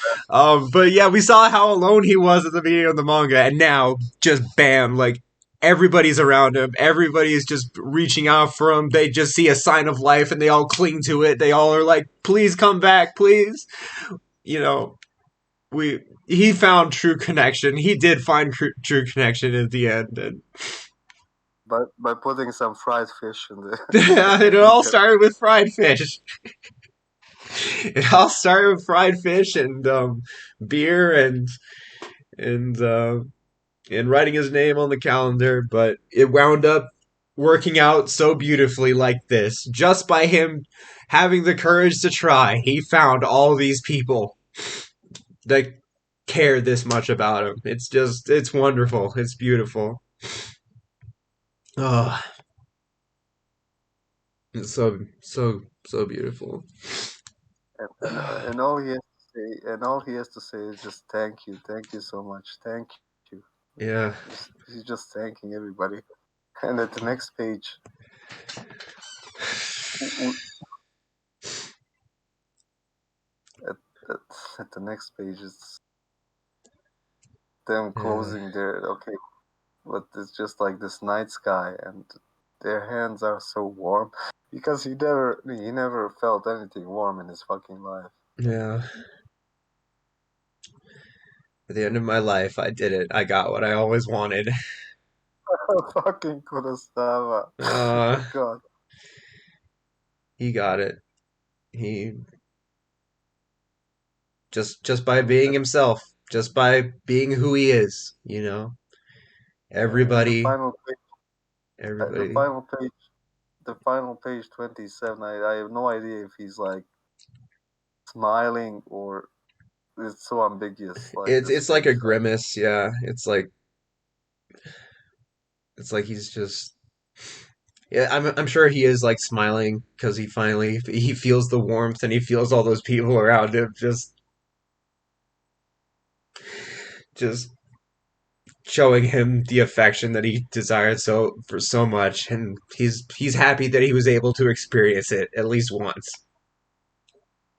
Yeah. So he got what he always. This is so humble and so. Yeah, Ah, yeah. Fukumoto, why do me? And whoever typed the last panel with, okay, it's so warm at the very end of my life. I feel so warm. It's great translation, but some other font. This is Oh, now the you're type. now you're nitpicking the fonts. I mean, yeah, it was Hawks. He was just speed translating it, but the message got conveyed. The message that's the Yeah, most yeah, important part. yeah, yeah, yeah, yeah. Oh, Sonic, we got through it. We got Yeah, through it, yeah. Kurosawa. I didn't expect to cry today, but I mean that's just how good it is. And like the entire series up to this point really just set the stage for that powerful, like it wasn't even that he achieved world peace or anything incredible. It was just that he found friends. He found people that cared about him, and that was priceless to him, and that was just so. That's what he always wanted, and he got it. And you know I, I, yeah, I know. I definitely know because I said I already like read it at least like 5, 6 times before, yeah, and I know it's maybe the third or maybe second or fourth reading for you, but I see that you're like emotionally like that it's hitting you, and that's the power of Kurosawa, and that's why I started the whole talk about Kurosawa, talk praising it from the start, saying this is the best because no matter how many times I read it, it's still so fucking good. It's but yeah. I'm gonna have to reread the whole thing. Like I wanna experience that from the beginning and just yeah. But I'm sure like Fukumoto himself felt so moved and attached to the character that he created that he had to like bring him back in a sequel. Like he just felt like he had to bring him back even if he didn't really do anything with him. you know it just this character that he had like created and the life that he had him live was just so important to him that like he couldn't just let him go. do you think it was out of his own evolution or because of the fan insistence? Because I can imagine a lot of people were also emotionally hit like us, maybe probably like most people. Do you Yeah. think it was just like telling him like bring him back, we love him so much, or that he like genuinely as an author just said like I also miss him, because I feel that he with this ending like honestly like with this ending you just can't go like you can't bring him like this is Right. that's No, the and I whole I feel point. like yeah, I feel like Fukumoto had to understand that on some level.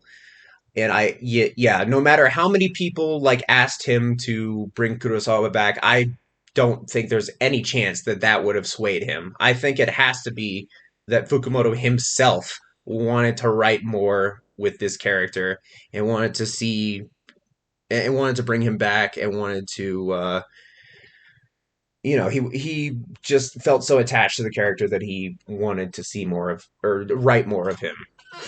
Like I can't. There's not a way in the world that I can see that Fukumoto like just gave in to fan demand or anything. No, he's not that type of author, and the reason why he's so successful is because he's not that type of author. He doesn't give in to the Yeah, masses. He he writes for yeah. himself. He writes about what he wants to write about, and you know, So you would say he himself missed the character so much, like he was also so emotionally attached to this ending, like we were, we manga bums from the West, that he was also like sometimes contemplating when he was like sitting at his like night desk and going like, I miss Kurosawa and I want to bring him back. yeah. I have to think so. I don't know yet. I can't say if it was always his intention, like as he was writing it and as he had that final moment, like was he always thinking like I'm gonna come like bring him back? I don't know, but I can definitely say for sure that like Fukumoto like loved the character so much that he Yeah, felt like he had to bring him back at some point. Maybe it was like while he was writing it, or maybe it was after he was finished writing it. That I can't say, but like for sure we'll Fukumoto like oh, wanted to. we'll have to ask Substar. He's the only one who can answer that Substar didn't question. translate Kurosawa. What are you talking about? Yeah, but he has some like insight.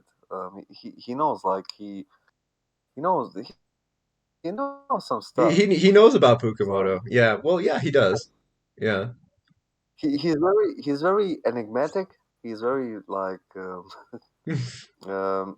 he isn't very engaging like No, no, publicly. you He's more probably like will never see him like on the Discord or anything, but he's always working behind the scenes. He's a very diligent guy, and he understands Fukumoto very well. yeah. So what do you think about our podcast today? It was different. It was longer. It was Yeah, it was much longer, yeah, but we talked about a lot. We got through a lot. And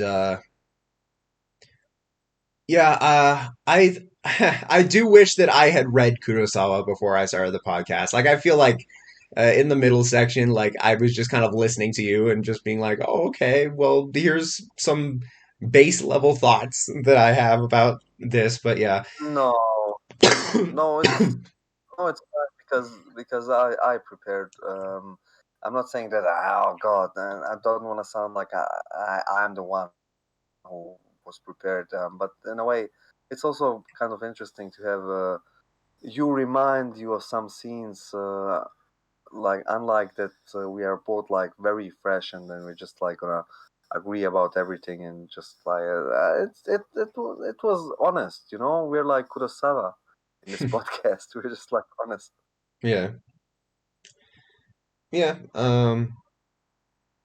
yeah, and I mean, I feel like we touched on like you know Kurosawa always trying and never giving up, and that's like the important message to take away from it. Just like no matter how awkward you feel, like if you don't give up, then someday you'll find something. Someday you'll find some Honestly, connections. honestly, this is like my favorite podcast we had until now. Is it really? It Well, is yeah. I mean, we honestly. haven't cried in a podcast before this one, so it must Not have. because of that. Not because of that. Because we managed to go over the rest of Kaiji. We managed to like we didn't just go over Kurosawa just like um oh yeah, this happened, okay. We went into detail into every fucking event that happened. um I'm really proud of us today. And instead of having the listeners, if there are any, there are some listeners, but instead of like having them listen to me talk about the meta stuff about our podcast, I suggest just thanking them. It's gonna be on YouTube. I hope the people on YouTube will have enough patience, or that they're working on something which is 3.5 hours long, so that they can listen to the whole podcast. Yeah, Uh, because I feel like the it's the ending was, we got somewhere like meaningful with the ending, at least. yeah, no, no. As I said, it's my favorite podcast. So for the next episode, because I would like to wrap it up for the podcast itself at 3.5 hours, and then we can chat a little bit more in the Discord. But um, for the YouTube video and the Twitch video, which will stay online, I, as always, want to say thank you for listening. Um, Thanks for me too. Yeah, it's next it's it's awesome. episode is gonna be, yeah, and next episode is it's not gonna be Fukumoto stuff.